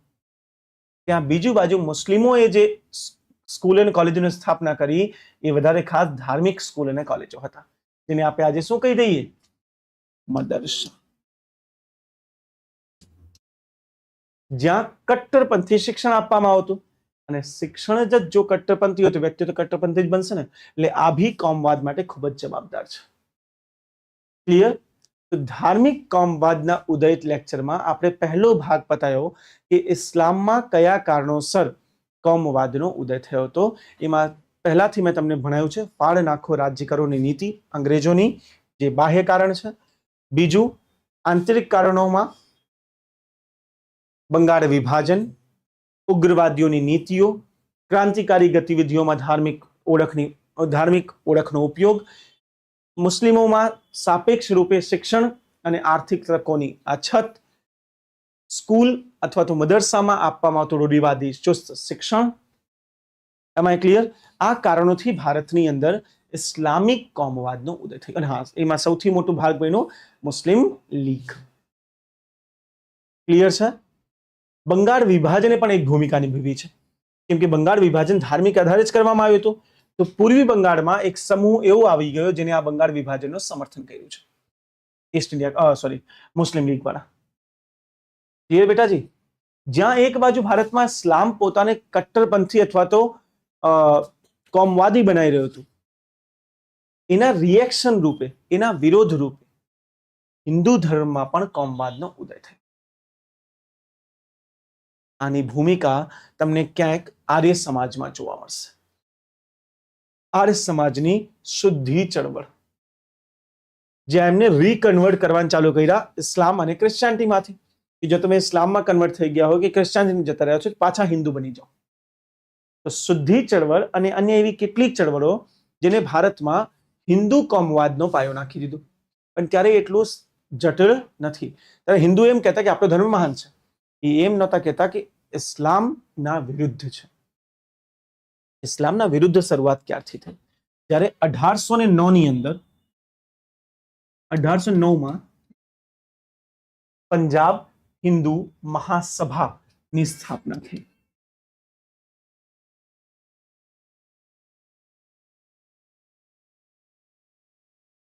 ક્લિયર? પંજાબ હિન્દુ મહાસભાએ મુસ્લિમ લીગ જે બની હતી આના પહેલા 1806માં મુસ્લિમ લીગ બની છે ને, મુસ્લિમ લીગનો વિરોધ કરવા માટે પંજાબ હિન્દુ મહાસભાની સ્થાપના કરવામાં આવી હતી. એમ આઈ ક્લિયર? પંજાબ હિન્દુ મહાસભાએ હિન્દુ હિતોના રક્ષણની વાત કરવાનું ચાલુ કરી દીધું. એને કીધું આપણા અને મુસ્લિમોના હિત જુદા છે. અને એમાં સૌથી મોટી ઘટના ઘટી 1815 ની અંદર, જ્યારે મદન મોહન માલવીયાજી એ સ્થાપના કરી વિશ્વ હિન્દુ પરિષદ, રાઈટ? અથવા તો અખિલ ભારતીય હિન્દુ મહાસભા, સિમ્પલ ભાષામાં હિન્દુ મહાસભા. અખિલ ભારતીય હિન્દુ મહાસભાની રચના 1815માં મદન મોહન માલવીયા દ્વારા કરવામાં આવી, જે કોંગ્રેસના બહુ પ્રખ્યાત નેતા પણ હતા. અને એને એક સિમ્પલ વાત કરી કે હિન્દુઓનું રક્ષણ પ્રાથમિકતા છે, હિન્દુઓનો હિતોનું રક્ષણ અને મુસ્લિમ લીગનો વિરોધ. ક્લિયર? એની સાથે સાથે ભારતમાં એક નવો વિચાર બી પ્રચલિત થયો, જેને આપણે સંગઠનનો વિચાર કહીએ છીએ. અને આને એનો વાસ્તવિક રૂપ મળે છે RSS ની સ્થાપનાથી. ક્લિયર? તો એક બાજુ હિન્દુઓના હિતોનું રક્ષણ પંજાબ હિન્દુ મહાસભા, અખિલ ભારતીય હિન્દુ મહાસભા, RSS કરવા લાગ્યા. અમને લાગ્યું કે મુસ્લિમો આપણા વિરોધી છે, અંગ્રેજો નહીં. ક્લિયર? એટલે જ્યાં અત્યાર સુધી આપણે એટલી મહેનત કરી, એક રાષ્ટ્ર બન્યો જ્યાં આપણે અંગ્રેજોને આપણું દુશ્મન માનતા હતા. અંગ્રેજોની એક નીતિ, ફાડ નાખો રાજ કરો નીતિ, એને એકબીજાનું દુશ્મન બનાવી દીધું અને પોતે બેસીને જોવા લાગ્યા. એ હિન્દુઓને કહેતા કે અમે તમારા સંરક્ષક છીએ, મુસ્લિમોને કહેતા તમારા સંરક્ષક છીએ, તમે બે બાંધો, અમે રાજ્ય કરશું. Divide and. ક્લિયર? અહીંયા થોડીક વાર સમજો, થોડુંક ટફ ટોપિક આવી રહ્યું છે. પરંતુ મને એક વસ્તુ કહો, ભારતમાંથી હિન્દુ રાજ્ય બનાવવાની માંગ, હિન્દુ દેશ બનાવવાની માંગ થયો હતો કે મુસ્લિમ દેશ? કેમ હિન્દુ દેશની? જો કોમવાદ બંનેમાં છે તો જેમ પાકિસ્તાનની માંગ થઈ એમ હિન્દુસ્તાનની માંગ થવી જોતી હતી. હિન્દુ ધર્મ બનાવો, કેમ ના થયું? એ પાછળ એક બહુ મોટું કારણ છે. શું હતું બેટા? નહીં, માઇનોરિટી કોઈ લેદર નહીં, તો મેજોરિટી સૌથી પહેલા પોતાનો દેશ બનાવશે, ત્યાં માઇનોરિટી બહાર કાઢી નાખો. કેમ હિન્દુઓએ મુસ્લિમોને લાત મારીને બહાર નથી કાઢી નાખ્યા? એ શકતું હતું. મેજોરિટી તો કાઢી શકે છે. કયા કારણોસર હિન્દુ દેશની વાત ના થઈ પરંતુ મુસ્લિમ દેશની થઈ? આનો જવાબ કઈક આ રીતે છે. તમે મને કહો, અંગ્રેજો કયા કોમવાદનું સમર્થન કરતા હતા? ઇસ્લામિક કોમવાદ કે હિન્દુ કોમવાદ? 1905 બાદ મુસ્લિમ કોમવાદ. બેનું સમર્થન કરી ના શકો તમે, કેમ કોમવાદ વસ્તુ જે છે કે અમારો દુશ્મન છે. તમે કાં તો અમારો દોસ્ત બની જાઓ કાં તો એનો, બેના દોસ્ત તમે ના બની શકો.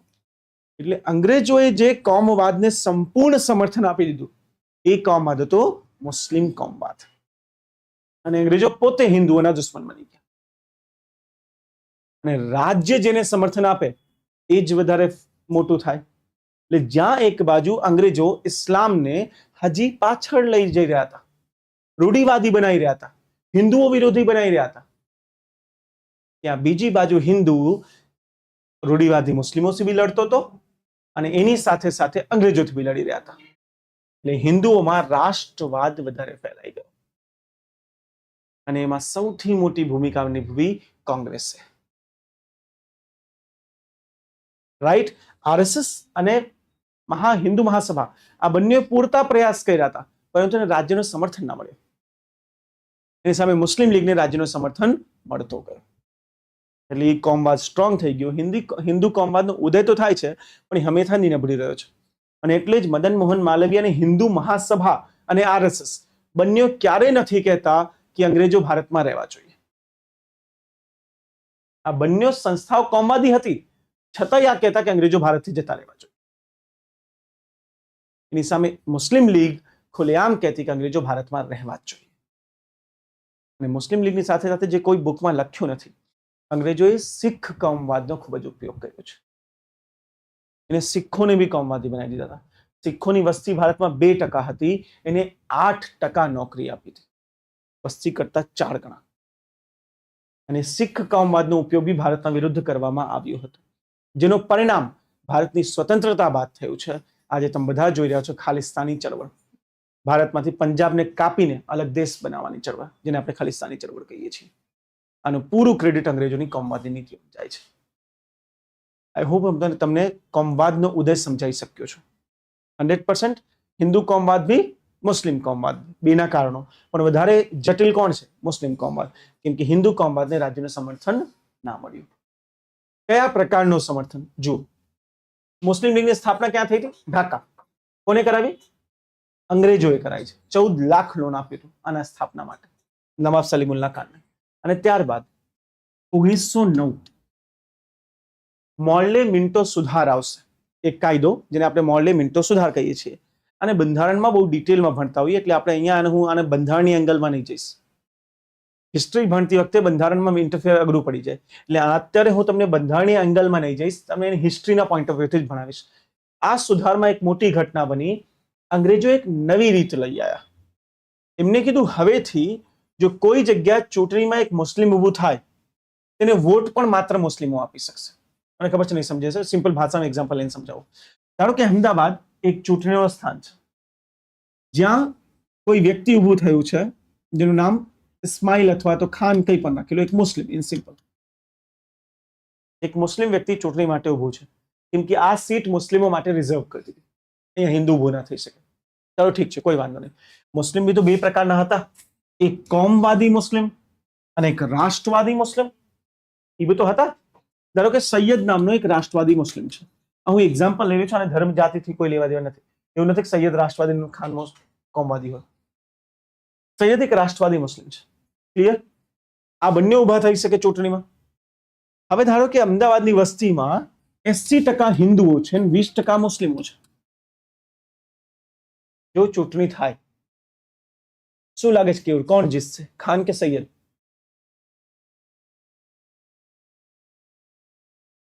હું અત્યારે નોર્મલ પૂછી રહ્યો છું.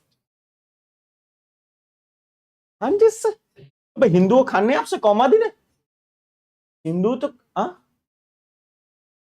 હું કહું છું પૂરા વોટ આપવાના છે, 100% લોકો વોટ આપવાના છે. હવે બોલો સૈયદ, હિન્દુઓ ક્યારે આને વોટ નહીં આપે કેમ કે આ કોમવાદી છે. હિન્દુઓ આને વોટ આપશે કેમ કે આ રાષ્ટ્રવાદી છે. એક તો રાષ્ટ્રવાદી, બીજું કોમ વિરોધી નથી. એમાં રાઈટ ઓર રોંગ? તો ઇન્ડિયામાં આ થઈ રહ્યું હતું. ચૂંટણી તો લઈ આવ્યા અંગ્રેજો, મુસ્લિમો માટે સીટ બી આપી દીધી, પરંતુ મેજોરિટી હિન્દુઓ જ છે ને સાહેબ, તો જીત તો એ જ જે હિન્દુઓનો હતો જેને ઉભા કોંગ્રેસ કરતા. નામ મુસ્લિમ હોય પણ કેન્ડિડેટ કોંગ્રેસનો, અને એ જ જીતી જાય. એટલે અંગ્રેજો અહીં એક સૌથી ખતરનાક માસ્ટર સ્ટ્રોક રમી લીધું. અંગ્રેજોએ કીધું કે જો કોઈ જગ્યાએ મુસ્લિમ સીટ હશે તો એને વોટ પણ ખાલી મુસ્લિમ આપી શકશે. એટલે હિન્દુઓનો મતાધિકાર જ છીનવી લીધો. કોઈ જગ્યાએ મુસ્લિમ ઊભું થાય છે, વોટ માત્ર મુસ્લિમ આપી શકશે. આને કહેવાય પૃથક મતાધિકાર, સેપરેટ ઇલેક્ટોરેટ. સેપરેટ ઇલેક્ટોરેટ. ક્લિયર?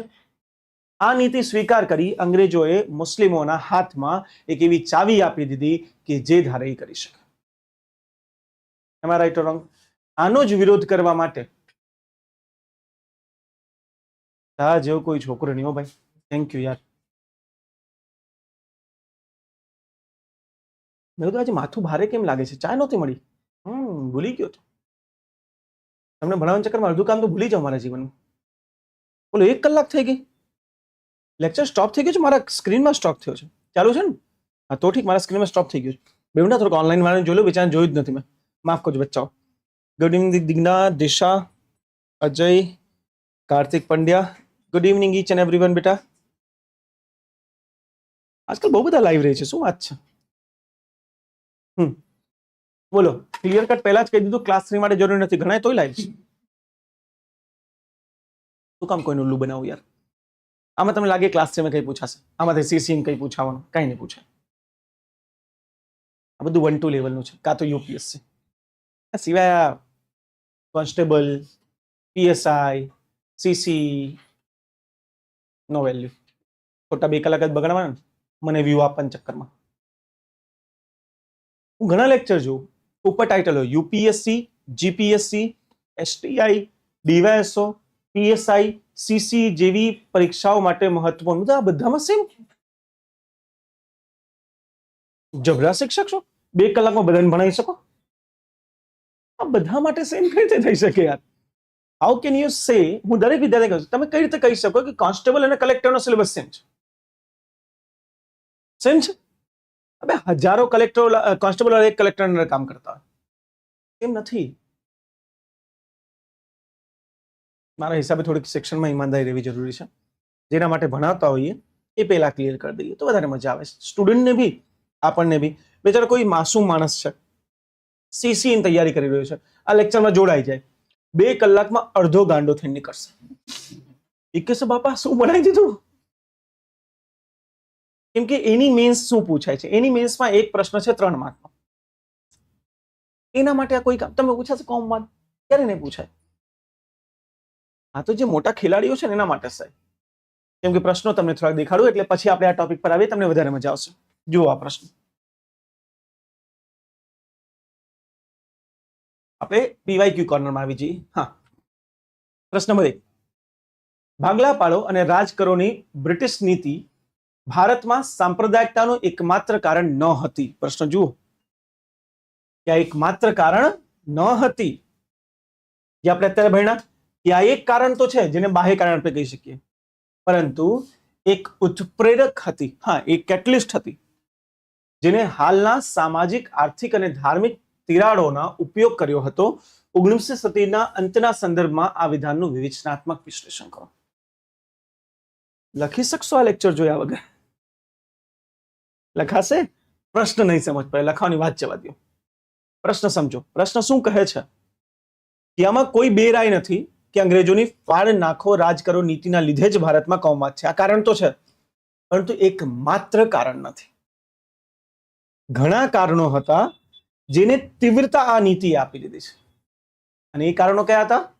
મુસ્લિમોનું પછાત રહેવું, સરકારી નોકરીઓની અછત, હિન્દુ રાષ્ટ્રવાદ, હિન્દુ કોમવાદ, અથવા તો ઉગ્રવાદીઓની નીતિ, ક્રાંતિકારી નીતિઓ જે આપણે અત્યારે ભણ્યા, એ બધા કારણો હતા. અને એ કારણોને વેગ કોણે આપ્યું? ઉત્પ્રેરક, કેટલિસ્ટ. કેટલિસ્ટ આપણે કેમિસ્ટ્રીમાં ભણીએ. એ તીવ્ર કરી દે કોઈ પણ રિએક્શનની ગતિ. એને તીવ્ર કરવાનું કામ આનું હતું. ક્લિયર છે? બીજો પ્રશ્ન જુઓ. 19મી સદીમાં સામાજિક ધાર્મિક સુધાર ચળવળોના સ્વભાવે ભારતમાં સાંપ્રદાયિક ઓળખના વિકાસમાં અજાણતા, જો પ્રશ્ન વેરી ક્લિયર છે કે ભારતમાં જે સામાજિક ધાર્મિક સુધાર ચળવળ આવી હતી એને પરાણે નથી કરી, સ્વેચ્છાથી કોઈ કોમવાદનો ઉદય નથી કરાયો, પણ એના લીધે અજાણીએ કોમવાદમાં ફાળો અપાઈ ગયો. કઈ રીતે? શુદ્ધિ ચળવળ કે સંગઠન ચળવળ કોઈ મુસ્લિમ વિરોધી ચળવળ નહોતી, તો હિન્દુ સુધાર માટે હતું, પરંતુ ઓટોમેટિક મુસ્લિમોના વિરુદ્ધ જતા રહ્યા. વહાબી ચળવળ કઈ હિન્દુ વિરોધી નહોતી, ઇવન એને તો હથિયાર મુસ્લિમ ઇંગ્લિશના ખિલાફ ઉપાડ્યા હતા, પરંતુ છતાં હિન્દુ એના લીધે અફેન્ડ થઈ ગયા. એટલે આ કહે છે કે જે સામાજિક સુધાર ચળવળ હતી એને કઈ રીતે ભારતમાં કોમવાદ માટે પાયો નાખ્યો છે. આ ચળવળે 20મી સદીના રાજકીય સાંપ્રદાયિકતામાં કેટલી હદ સુધી મંચ નક્કી કર્યું? 20મી સદીની રાજકીય સાંપ્રદાયિકતા, જ્યાં રાજનીતિમાં સાંપ્રદાયિકતાનો ઉપયોગ કરવામાં આવ્યો છે અંગ્રેજો દ્વારા, એમાં કઈ રીતે ફાળો આપ્યો છે? 1909નું મોર્લે મિન્ટો રિફોર્મ, મુસ્લિમ લીગની સ્થાપના, હિન્દુ મહાસભાની સ્થાપના વગેરે વગેરે. Next question. 1909ના મોર્લે મિન્ટો સુધારાઓએ સાંપ્રદાયિકતાને સંસ્થાકીય બનાવીને ભારતીય રાજકીય ઇતિહાસમાં એક વળાંક આપ્યો. જે સાંપ્રદાયિકતા પહેલા અંદરો અંદર હતી એને મોર્લે મિન્ટો રિફોર્મે સેપરેટ ઇલેક્ટોરેટ આપી સ્થાયી બનાવી દીધો. કિલો સરકાર બી સમર્થન કરે છે હવેથી સાંપ્રદાયિકતાનો. રાષ્ટ્રીય ચળવળ અને ત્યારબાદ ભારતમાં રાષ્ટ્ર સાંપ્રદાયિક મડાગાંઠ, આજ કહેવાય ને મડાગાંઠ પર અલગ મત વિસ્તારોની અસરનું મૂલ્યાંકન કરો. આ પ્રકારનો પ્રશ્ન છે. મને વાંચવાનો થોડોક લોચો છે આમાં, માફ કરજો. આટલી ગુજરાતી નથી આવડતી, હજી શીખી રહ્યો છું. On process of learning. બાળપણથી ઇંગ્લિશ, તૈયારી ઇંગ્લિશમાં, ટીચિંગ ઇંગ્લિશમાં. હું સિરિયસલી ગુજરાતી મીડિયમમાં ક્યારે ના ભણાવત, ટ્રસ્ટ. પણ જયારે ગુજરાતી મીડિયમમાં ટીચરોને જોઈ લીધા ને, મેં કીધું ભલે ગુજરાતી શીખવી પડે પણ ભણાવીશ તો ખરી. એ ખતરનાક અન્યાય થઈ રહ્યું છે આ બાળકો સાથે, ખતરનાક અન્યાય છે. ઇંગ્લિશ વાળા તો થોડુંક સારું ભણાઈ જાય છે, ગુજરાતીમાં તો માય ગોડ. કાલે મેડમ એક મને દેખાડતા હતા, કોઈ સંસ્થાનું નામ નહીં લઈશ, એની સંસ્થા તો બધી સારી જોઈએ. એક સાહેબ આયા, ઓલી ચેન વાળી ટી શર્ટ પહેરી, તો ચેન વાળી ટી શર્ટ ના આવે, માઇક સેટ કરો. મેં તો થોડુંક ખોલ્યું તો માઇક સેટ થઈ જાય ભાઈ, અહીંયા સુધી એમ કરતા ટી શર્ટ કાઢો. Let's have the show go on. Shirtless teaching બી થઈ શકે ને, new method of teaching, shirtless teaching. અડધી ચેન તમે લેક્ચરમાં ખોલ દો, પછી અડધા લેક્ચરમાં રાડો રાડી જ થતી હોય. એ ભાઈલા બધું યાર. એક પ્રોફેશનલિઝમ રહેવો જોઈએ જે સ્તર પર આપણે તૈયારી કરતા હોઈએ. હવે હું આઈએએસ અને આઈપીએસ નો ટીચર છું. ઇમેજિન કરો, તમે બધા આઈએએસ આઈપીએસ ને એટલી ઇજ્જત આપો, ઓલા કલેક્ટર ને એસપી ને. અમે તો એનાય ગુરુ છીએ. કંઈક તો પ્રોફેશનલિઝમ મેટર કરે. એટલીસ્ટ તમારા કપડામાં, તમારા વર્તનમાં, તમારી ભાષામાં, તમારા જ્ઞાનમાં એ પ્રોફેશનલિઝમ રહેવો જોઈએ કે તમે જેને ભણાઈ રહ્યા છો એની મર્યાદાની વાત છે. હું ઉપરની 2 બટન ખોલીને આવું, કડા હાથમાં, હું કોઈને વિરોધી નથી કરતો, ઓલા ફેશન વાળા કડાની વાત કરું, ધાર્મિક કડાઓને નહીં. ઓલા ના એટલા મોટા મોટા ફેશન ના પહેલે ફૂલ ચેન અને ચેનને દેખાડવા માટે 2 બટન ખોલી. ભાઈ સાહેબ, ગોલ્ડનો ભાવ નો ડાઉટ વધારે છે, પણ ઇજ્જત શિક્ષકને ગોલ્ડથી નહીં જ્ઞાનથી મળે. એમને એવું લાગતું કે આ ગોલ્ડ જોઈને કોઈ છોકરી મને લાઈવ લેક્ચરમાં પ્રપોઝ કરી દે તો વાવ, કદાચ લાગતું હશે.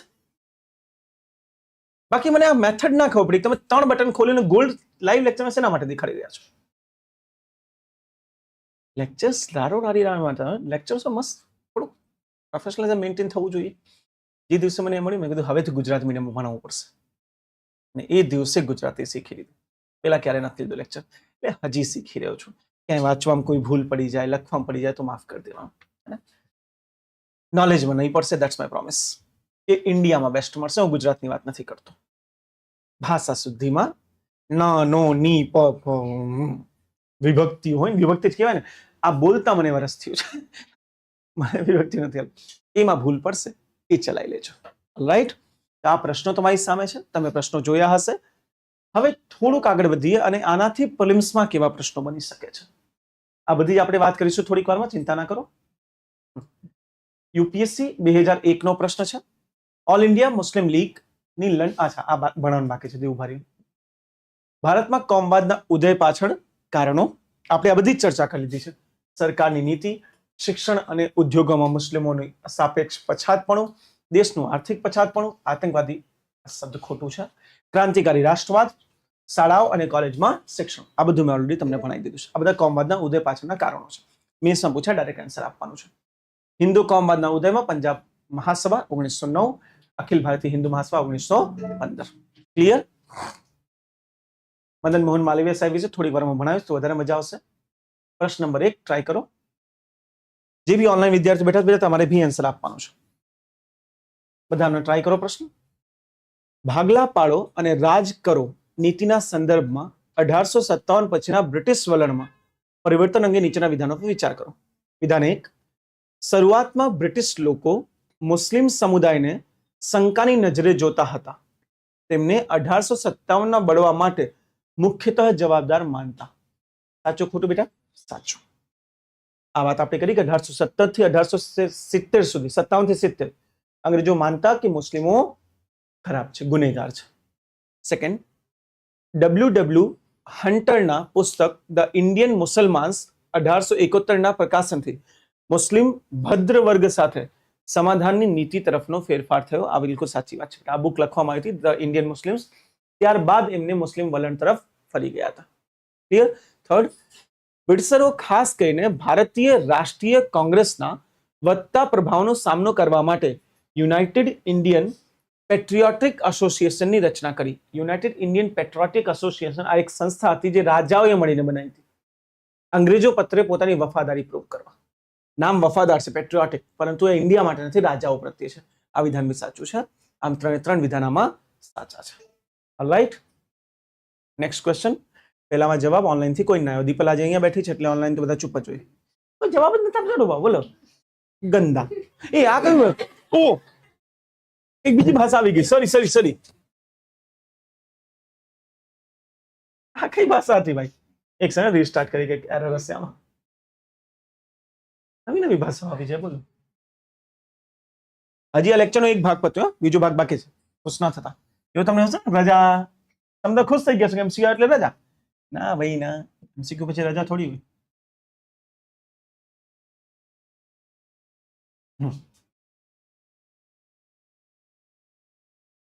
સામાજિક ધાર્મિક સુધાર આંદોલનોએ અજાણતા સાંપ્રદાયિકતા કઈ રીતે ફેલાવી? શુદ્ધિ. પ્રાચીન ભૂતકાળમાં પરિવર્તન પર ભાર મૂકીને તેઓ ઘણીવાર મધ્યયુગીન સમયગાળાને પતન અને વિદેશી શાસનના સમયગાળા તરીકે દર્શાવતા. બેટા સાચું ખોટું? સાચું. મોડાથી બોલી યાર, ભગવાને મોડું આપ્યું તો હાલ. અમારા પાસે ઘણા ટેલેન્ટેડ લોકો બેઠા છે, એ હા ને ના ના વચ્ચેનો જવાબ આપે મને. એટલે ત્યારથી મેં સાઇન લેંગ્વેજ બંધ કરી દીધી છે. મોઢું ખોલો, હા પાડો, ના પાડો. આમાં શું સમજવાનું? આમથી આમ ફરી ના થઈ ગઈ, એમથી આમ હા થઈ ગઈ. બાઇનરી થી આ લોકો ક્વોન્ટમમાં જતા રહે. આ વિધાન બિલકુલ સાચું છે. શુદ્ધિ અને અન્ય મુવમેન્ટને પ્રૂવ કરવા માટે ઘણીવાર આપણે શું કરતા, મધ્યકાલને એક ડાર્ક એજ, એક અંધારાનો યુગ તરીકે દેખાડી દેતા મુસ્લિમ શાસનનો. રાજ શું લાગે બીજા સ્ટેટમેન્ટમાં? શુદ્ધિ અને સંગઠન ચળવળોએ ધાર્મિક જૂથો વચ્ચે અસુરક્ષા અને સ્પર્ધાઓની ભાવના ઉભી કરી. સાચી વાત છે. શું લાગે ધ્રુવ ત્રીજામાં? હવે શું વાંચેલું? પહેલા વાંચી લેતું જાન. મોટાભાગના સુધારકોએ ફક્ત સાર્વત્રિક માનવતાવાદ પર ધ્યાન કેન્દ્રિત કર્યું, જેને 1905 સુધી ધાર્મિક ઓળખના રાજકારણને સફળતાપૂર્વક અટકાવ્યું. બિલકુલ સાચી વાત છે.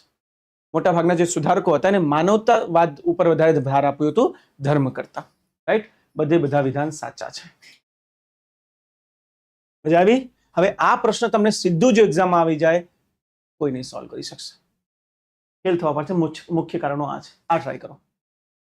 સાંપ્રદાયિકતાના આર્થિક ફરિયાદ સિદ્ધાંત ઇકોનોમિક ફરિયાદનું શું કહે છે? કમ્પ્લેન નહીં, ઇકોનોમિક કમ્પ્લેન નહીં, ઇકોનોમિક ડિફેન્સ સિદ્ધાંત કહેવામાં આવે છે. સિદ્ધાંતનું વિશ્લેષણ સૂચવે છે સાંપ્રદાયિકતા સંપૂર્ણપણે ધાર્મિક સંઘર્ષ હતો જેને કોઈ આર્થિક આધાર ન હતું. શું લાગે, સાચું ખોટું? હા, બિલકુલ. રાધિકા, પહેલું પૂછું તો હવે શું વાંચે? હવે વાંચે, પૂછ્યા વાત. બેટા, આ જ્યારે આપણે સ્ક્રીન પર ખોલીએ ને આ ક્વેશ્ચન આવે તો એક ઉદ્દેશ્ય હોય કે તમે આ પ્રશ્ન વાંચો. એવું નહીં કે સર પૂછશે ત્યારે વાંચશું, બાકી ત્યાર સુધી રિપ્લાયઝ આપી દો. ખોટું છે. બીજું શું લાગે બેટા? જો હવે વાંચશે. એ નાલાયક માણસ, પહેલા તમને વાંચવા માટે ખોલ્યું હતું. સાચું, આ સાચું છે. મુસ્લિમ મધ્યમ વર્ગમાં આધુનિક શિક્ષણ અને સરકારી નોકરીઓમાં પાછળ રહેવાથી સાંપ્રદાયિક રાજકારણ માટે ફળદ્રુપ જમીન ઊભી. ક્લિયર? થર્ડ છે હિન્દુ મધ્યમ વર્ગે ઇરાદાપૂર્વક કાનૂની અને તબીકી વ્યવસાયમાં મુસ્લિમોને પ્રવેશને અવરોધ્યો તો. ખોટી વાત છે.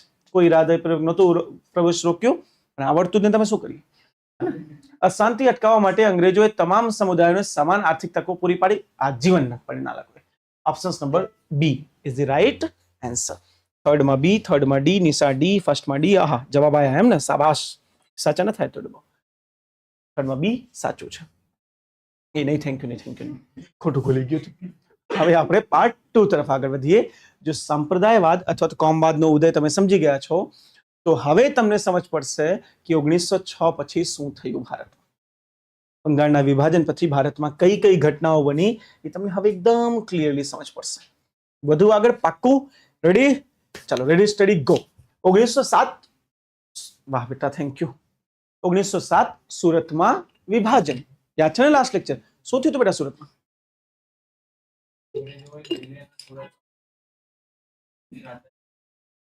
કોને આ ભણાવ્યું તને? મેં નામ ના તો કોઈ દી. શું થયું સુરતમાં?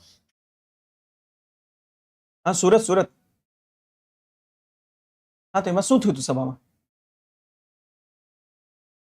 એ ડબા મારી બોલ. આજ યાદ રહ્યું મને જ યાદ રહ્યું. કોંગ્રેસમાં વિભાજન થયું હતું.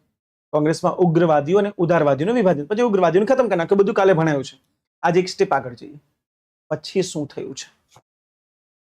અંગ્રેજો સામે ઘણી સમસ્યાઓ આવી. સમસ્યા નંબર 1, બંગાળનું વિભાજન તો કરી નાખ્યું. શેના માટે કર્યું હતું? રાષ્ટ્રવાદને રોકવા માટે. હિન્દુ મુસ્લિમમાં થયું નહીં. ઊંધું એકતા આવી ગઈ. અંગ્રેજોએ જોયું કે બંગાળનું વિભાજન બાદ બી લોકો એક જ છે. ત્યાં ફેડરેશન હોલની સ્થાપના થઈ ગઈ જ્યાં બંગાળી બધા સાથે બેસીને જમતા હોય. તો અંગ્રેજોનો ઉદ્દેશ્ય તો પૂરું જ ના થયું, એટલે એમને થયું કે હવે કોઈ ફાયદો. બીજું, અંગ્રેજોએ વારંવાર પાટનગર શિફ્ટ કરવું પડે કેમ કે ઢાકા ગરમ જગ્યા હતી. તો ઉનાળામાં શિલોંગ. તો શિલોંગ જતા આવતા ખર્ચો દુનિયામાં ન થતો. ત્રીજું, આ જે વિભાજન હતું આ વહીવટી રીતે યોગ્ય નહોતું, તો વહીવટ ચલાવવા માટે સફળ જ ન થયા અંગ્રેજો. એટલે અંગ્રેજોએ ખતરનાક કામ કર્યું. આના કારણોના લીધે 1911 અંગ્રેજોએ ઘોષણા કરી દીધી કે બંગાળ વિભાજન રદ કરવામાં આવે છે. કર્યું શું કામ હતું? તમે બંગાળ વિભાજન કર્યું, અહીંયા સ્વદેશી મુવમેન્ટ થઈ ગઈ, એટલા કાંડ થઈ ગયા. હવે તમે કહો છો સોરી બંગાળ વિભાજન ભૂલમાં થયું હતું, એ રદ થઈ જશે. 1911 એક દિલ્હી દરબારની આયોજન કરવામાં આવ્યું હતું. ધ્યાનથી સમજજો. દિલ્હી દરબાર, ઘણામાં દિલ્હી લખાય છે, જે તમને ઠીક લાગે. દિલ્હી ને દિલ્હી બે રીતે લખાય. દિલ્હી હવે કહેવાય છે, પહેલા દિલ્હી કહેવાતું. દિલ્હી દરબાર એ શું છે સાહેબ કે જ્યારે ઇંગ્લેન્ડમાં કોઈ નવો રાજા બને, આપણે બી તો ઇંગ્લેન્ડના આધીન જ હતા, તો એ રાજા બન્યા એના સ્વાગત માટે આપણે ભારતમાં આયોજન કરતા કે રાજા આપણા બદલાઈ રહ્યા છે, કેમ કે ઇંગ્લેન્ડમાં બદલાઈ રહ્યા છે, પણ આપણા બી રાજા આવી જતા, આપણે અહીંયા બધું ફંક્શન કરતા. 1911માં એવો એક દિલ્હી દરબાર થયો જ્યારે પ્રથમવાર એક અંગ્રેજી રાજા વાસ્તવિક રૂપે ભારત આવ્યા હતા. કિંગ જ્યોર્જ પંચમ. જ્યોર્જ પંચમ જ્યારે રાજા બન્યા તો એ ભારતમાં એકચ્યુઅલી આવ્યા, બાકી કોઈ રાજા ભારત આવ્યા નથી. બાકી બધા માટે ખાલી ફંક્શન થયા છે. ભારતમાં 2 વાર એવા ફંક્શન થયા હતા, 3જી વાર હવે થઈ રહ્યું છે. 1911માં કિંગ જ્યોર્જ પંચમ પોતે ભારત આવ્યા અને એને જ ઘોષણા કરી કે આ બંગાળનું વિભાજન રદ. હવે તમે ઇમેજિન કરો એ મુસ્લિમો વિશે જેને બંગાળ વિભાજનનો સમર્થન આપ્યો હશે, એ મુસ્લિમો ચીટેડ નહીં ફીલ કરે? એ મુસ્લિમો નહીં થતું હશે કે તમે તોડ્યું બંગાળને, તમે સમર્થન આપ્યું, તમે અમને પૂછ્યા બંગાળને પાછું એક કરી નાખ્યું? કેમ કે 1911માં એમણે એક નવી યોજના આપી. નવી યોજના કઈ? જે કોંગ્રેસે આપી હતી કે બંગાળ એક રહેશે, બંગાળી બોલતા લોકો એક રહેશે. એમાંથી છૂટું પાડી દો ઓરિસ્સાને અને એની સાથે સાથે આસામને અને બિહાર, ભાષા કઈ આધારે, જે કોંગ્રેસે સલાહ આપી હતી. તો કોંગ્રેસની સલાહ પર બંગાળનો પુનઃ આયોજન કરી દેવામાં આવ્યું. મુસ્લિમ આ ક્યું ધોખેબાજી છે ભાઈ? તમે અમારી પાસે મુસ્લિમ લીગ બનાવડાવી, અમારી પાસે તમારા વિભાજનનું સ્વાગત કરાવ્યું, તમે વિભાજન જ રદ કરી દીધું યાર. આવ ધોખેબાજ નીકળ્યા તમે તો. અહીંથી મુસ્લિમ કોમવાદમાં એક નવી દૃષ્ટિકોણનો જન્મ થઈ જશે. ક્લિયર? બીજું, મુસ્લિમોએ માંગ કરી હતી કે ઓલ ઇન્ડિયા મુસ્લિમ યુનિવર્સિટી ની સ્થાપના કરો, અલીગઢ મુસ્લિમ યુનિવર્સિટી. અંગ્રેજોએ કીધું સોરી, આવી કોઈ મુસ્લિમ યુનિવર્સિટીની સ્થાપના નહીં થાય. તો મુસ્લિમ વિશ્વવિદ્યાલય ની સ્થાપનાને મનાય કે નહીં થાય. ત્રીજું, યાદ કરો તુર્કી અને ઇટલીનો યુદ્ધ. તુર્કી અને ઇટલીના યુદ્ધમાં તુર્કીને સમર્થન આપવાની ના, આનાથી બી મુસ્લિમો નારાજ થયા. બંગાળ વિભાજન પછી સમય કંઈક આવો થઈ ગયો છે કે અંગ્રેજોની નીતિઓ મુસ્લિમો વિરોધી નથી, પરંતુ ઓટોમેટિક મુસ્લિમોને ના યોગ્ય લાગે એવી થઈ ગઈ છે. ક્લિયર? અને આની સાથે સાથે એક સૌથી મોટી ઘટના ઘટી કે ઇસ્લામમાં પણ યુવા નેતાઓ આવ્યા. મોહમ્મદ અલી જિન્ના, મૌલાના આઝાદ, શૌકત અલી યુવા નેતાઓ હતા, પશ્ચિમથી ભણીને આવ્યા હતા. એને ઇંગ્લેન્ડની રિયાલિટી ખબર હતી. એને ખબર હતી કે અંગ્રેજો ભારતમાં હિન્દુ મુસ્લિમને લડાઈને પોતે રાજ્ય કરી રહ્યા છે. એટલે ઇસ્લામની અંદર જ એક નવી વિચારધારાનો ઉદય થયો. અંકિતભાઈ 10 મિનિટ હજી ખાલી, પ્રોમિસ. ઓલમોસ્ટ સુઈ ગયા બિચારા. ઇઝ લાઈક બસ આજ માટે એટલું બહુ. સુઈ જાય ને પેલા ઉઠાડ દો ને ભાઈ. આટો બાટો મારવા જવું, 5 મિનિટ બ્રેક આપો, 5 મિનિટ પછી ચાલુ કરીએ એવું હોય તો હજી કલાક તો ખેંચીશ. મેં 10 મિનિટ મજાકમાં કહી દીધું છે. હવે તમે જીવતા હો, સુઈ ગયા હો, અર્ધ સુઈ ગયા હો, કોમામાં હો, મને ફરક નહીં પડશે. સમજો ક્યાં હતો? હા, મુસ્લિમ રાષ્ટ્રવાદ પર હતો નહીં યાર અંકિતભાઈ. આ સિનિયર સિટીઝનો છે ને હવે મારા માથે જ રહે. એક દિવસ આ બધાનો વારો લાવીશ. એટલે આ બધાનું જે હાઈપ ક્રિએટ થઈ છે ને, પછી મહિનો એકદમ સીધા ચાલશે. હું હતો યુવા નેતાઓ પર, હે ને, કે મોહમ્મદ અલી જિન્ના જેવા યુવા નેતાઓ જે પશ્ચિમથી ભણીને આવ્યા અને એને અંગ્રેજોની વાસ્તવિકતા ખબર હતી, એટલે એને ઇસ્લામમાં ઉદારવાદી વિચારોનો પ્રવાહ કરી દીધો. ઉદારવાદી વિચારો કોના દ્વારા? યુવાઓ, જેમ કે મોહમ્મદ અલી જિન્ના, શૌકત અલી, મૌલાના આઝાદ. ઠીક? અને આ બધાએ કીધું કે અંગ્રેજો દેશ માટે યોગ્ય નથી, દેશ માટે યોગ્ય કંઈક છે તો એ છે રાષ્ટ્રવાદ. કેમ કે આ બધા રાષ્ટ્રવાદના વિચારોથી પ્રભાવિત હતા. રાષ્ટ્રવાદ અત્યારે દેશમાં રાષ્ટ્રવાદનો ઝંડો લઈને કોણ ફરે છે અંકિત? કોંગ્રેસ.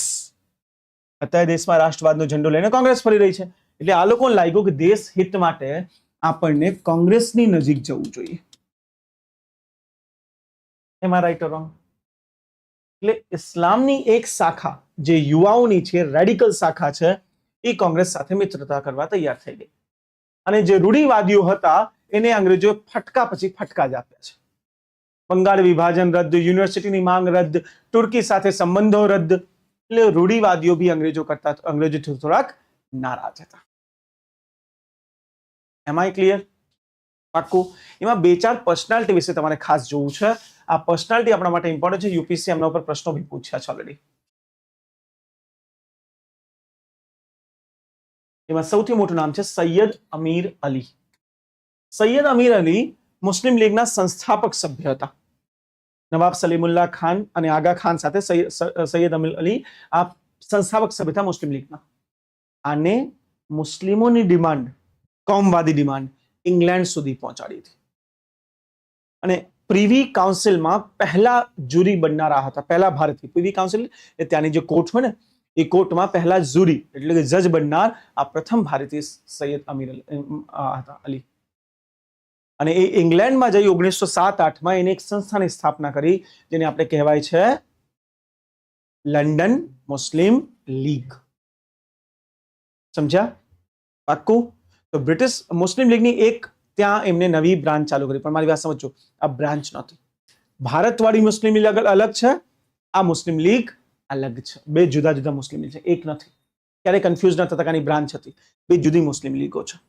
અને આ જ એ વ્યક્તિ છે સાહેબ જેને ઇંગ્લેન્ડમાં માંગ મૂકી હતી કે મુસ્લિમોને અલગ મત આપવાનો અધિકાર આપો. એટલે આ વ્યક્તિને ભણવું જરૂરી છે. આ જે 1909માં આવ્યો હતો ને પૃથક મતાધિકાર, કે માત્ર મુસ્લિમ લોકો જ મુસ્લિમ કેન્ડિડેટને વોટ આપી શકશે, એ આની જ દેન હતી, સૈયદ અમીર અલીની. ક્લિયર? તો ક્યારેક પ્રિલિમ્સમાં આ પ્રકારના પ્રશ્નો બની શકે છે, એટલે આના વિશે તમને ખાસ ખ્યાલ લેવો જોઈએ.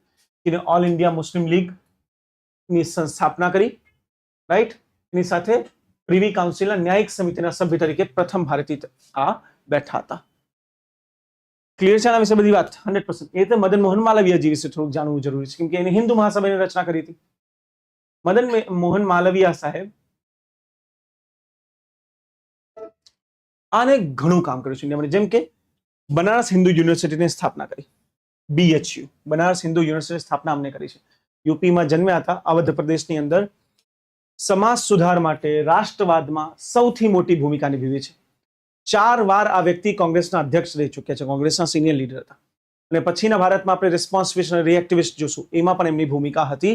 પણ અત્યારે એની વાત નથી કરી, અત્યારે ખાલી જોઈ લઈએ અને શું શું લખ્યું છે. આ વ્યક્તિ ઠાકોર રામ ગોપાલ સિંહે શરૂ કર્યું હતું એક અખબાર હિન્દુસ્તાન, એના પ્રથમ સંપાદક હતા, એડિટર હતા. પ્રિલિમ્સમાં સૌથી ફેવરેટ ક્વેશ્ચન, હિન્દુસ્તાનના એડિટર કોણ હતા? એક એના સિવાય એમને હિન્દી ભાષાનો સાપ્તાહિક અભ્યુદયની શરૂઆત કરી છે. અભ્યુદય ઓલરેડી યુપીએસસીમાં પૂછાયો પ્રશ્ન છે કે અભ્યુદય સાપ્તાહિકની શરૂઆત કોને કરી હતી? મદન મોહન માલવીયા. હિન્દી ભાષાની માસિક મર્યાદાની શરૂઆત કરી છે એમને, મંથલી મેગઝીન મર્યાદા. અને એની સાથે સાથે અંગ્રેજી અખબાર ધ લીડર ની પણ એમને શરૂઆત કરી છે. એટલે આમના જે કાર્યો છે એ આપણા માટે ખૂબ જ વધારે ઇમ્પોર્ટન્ટ થઈ જાય છે. મદન મોહન માલવીયાના લેખન. રાજનીતિમાં ભાગીદારી આપણે ધીરે ધીરે આગળ ભણીશું ત્યારે જોશું, કેમ કે અત્યારે આપણે 1912 ને 13 સુધી જ પહોંચ્યા છીએ ને. આમની મુખ્ય ભાગીદારી 15 પછી ચાલુ થાય છે. તો રાજનીતિક ભાગીદારી પછી જોશું, પણ આ તમને ખાસ ખ્યાલ રહેવું જોઈએ, પ્રિલિમ્સના ડાયરેક્ટ ક્વેશ્ચન હોય છે. મદન મોહન માલવીયા સાહેબને 2014માં ભારત રત્ન મળ્યું છે. મર્યા બાદ, મરણોપરાંત જેને આપણે કહીએ, એમને ભારત રત્ન મળ્યું છે. કદાચ એકાદ સ્ટેટમેન્ટ આપી નાખી દેશે કે એમને ભારત રત્ન મળ્યું છે કે નથી. તો મદન મોહન માલવીયાને બીજેપીની સરકાર આવી ત્યારે ભારત રત્ન આપ્યું છે. ઓકે, આ હિન્દુ કોમવાદના પિતા તરીકે ઓળખાય છે. આમને હિન્દુ હિતોના રક્ષણ માટે ખાસું કામ કર્યું છે. હિન્દુ મહાસભાના સંસ્થાપક પણ હતા. ક્લિયર? 100%. એના સિવાય એક ચળવળ છે અહરડ ચળવળ. અહરડ ચળવળ આ ઇમ્પોર્ટન્ટ છે બેટા. અહરાર ચળવળ. અહરાર ચળવળ કઈ છે? આ એક મુસ્લિમ ચળવળ છે જે રાષ્ટ્રવાદ માટે છે, અંગ્રેજો વિરુદ્ધ. આના સંસ્થાપક મૌલાના મોહમ્મદ અલી, હકીમ અજમલ ખાન, હસન ઇમામ, બધાને યાદ રાખશો ચાલશે, મૌલાના મોહમ્મદ અલી યાદ રાખી લો ખાલી. આ એક કમ્પાઉન્ડ છે. આ બધાના સંસ્થાપક હતા. આ ચળવળમાં શું છે? અંગ્રેજી વિરુદ્ધ રાષ્ટ્રવાદના સમર્થનમાં એક મુસ્લિમ ચળવળ 1907માં ની શરૂઆત કરવામાં આવી હતી, બંગાળ વિભાજન બાદ. ક્લિયર? તો આજે આપણે 1907 થી લઈને 1911 સુધી પહોંચી ગયા, જ્યાં આપણે જોયું કોમવાદનો ઉદય થઈ રહ્યું છે અને એની સાથે સાથે બંગાળના વિભાજનનો અંત થઈ ગયું છે. દિલ્હી દરબાર ગોઠવી દેવામાં આવ્યું. અને જ્યારે બંગાળનું વિભાજન ખતમ કર્યું ત્યારે સમજી ગયા હતા કે હવે કલકત્તામાં આપણી પકડ પહેલા જેવી નથી. કલકત્તામાં રાષ્ટ્રવાદીઓ ઘણા છે, ક્રાંતિકારીઓ ઘણા છે, એટલે એને પાટનગર કલકત્તાથી બધી દિલ્હી શિફ્ટ કરી દીધું. અંગ્રેજો હવેથી દિલ્હીમાં શાસન કરશે. એટલે દિલ્હી જ્યારે પાટનગર બન્યું એ 1911, બંગાળ વિભાજનને રદ કરવાના દિવસે, ત્યારે શું થયું હતું? દિલ્હી દરબાર. ક્લિયર? તો અહીંયા સુધી જર્ની આજે આપણે કરી લીધી. લો અંકિતભાઈ, કરેલું પ્રોમિસ પૂરો. અંત કરું છું. સેટરડે છે, ગો હેવ ફન. તમારો વીકેન્ડ મસ્ત એન્જોય કરો. કાલે મેરેથોન લઈશ. તો હવે આજે અડધી કલાક વહેલા મૂકી દીધું છે ભાઈ. અડધી કલાકનું 4 કલાક તો વસૂલ કરીશ ને. હવે બધા કહેશો ભણાવી દો, અડધી કલાક કરાવી દો, કઈ વાંધો નહીં. તમને જો આ પીડીએફ જોતી હોય તો ક્યાંથી નહીં મળશે? ના મળી જશે. આ ક્વેશ્ચન સોલ્વ કરવા માટે લઈ લેજો. તમે તો ગ્રુપમાં બધું આવી જશે. તમારા જે ગ્રુપમાં છે એમાં બધું આવી જશે. જો ઓનલાઈન ભણતા હોય તમે ટેલિગ્રામ ચેનલ જોઈન કરી શકો છો. ટેલિગ્રામ ચેનલ પર બધી વસ્તુ અપડેટ થઈ જાય છે. આ પીડીએફ લઈ લેજો કેમ કે તમને આ તમારી બુક્સમાં નહીં મળશે. ચેપ્ટર જ મિસિંગ છે પૂરું કોમવાદનું ઉદય. ડન. આખું અહીંયા કોઈને કઈ પ્રશ્ન પૂછવો તો પ્લીઝ આસ્ક. ઓનલાઈન અથવા તો ઓફલાઈન. કેટલા બધા લાઈવ થઈ જાય, આટલી ઇજ્જત ઓનલાઈનમાં. માય ગોડ ભાઈ, આટલા બધા ના આવતા જાય. મને 2-3 ની આદત છે. હાસ તો ઇન કેસ કોઈને કઈ પૂછવું હોય પ્લીઝ આસ્ક. પછી આપણે 5 મિનિટ પછી બંધ કરી દઈશું.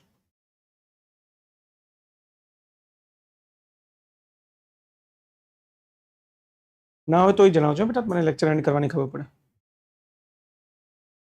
મને શું જોવા રે તું બુક જોન? કોઈ પ્રશ્નો તો હોતા જ નથી યાર. તમને શરમ ના આવે કોઈ પ્રશ્ન ના પૂછો? Thank you Nisha, most welcome બેટા.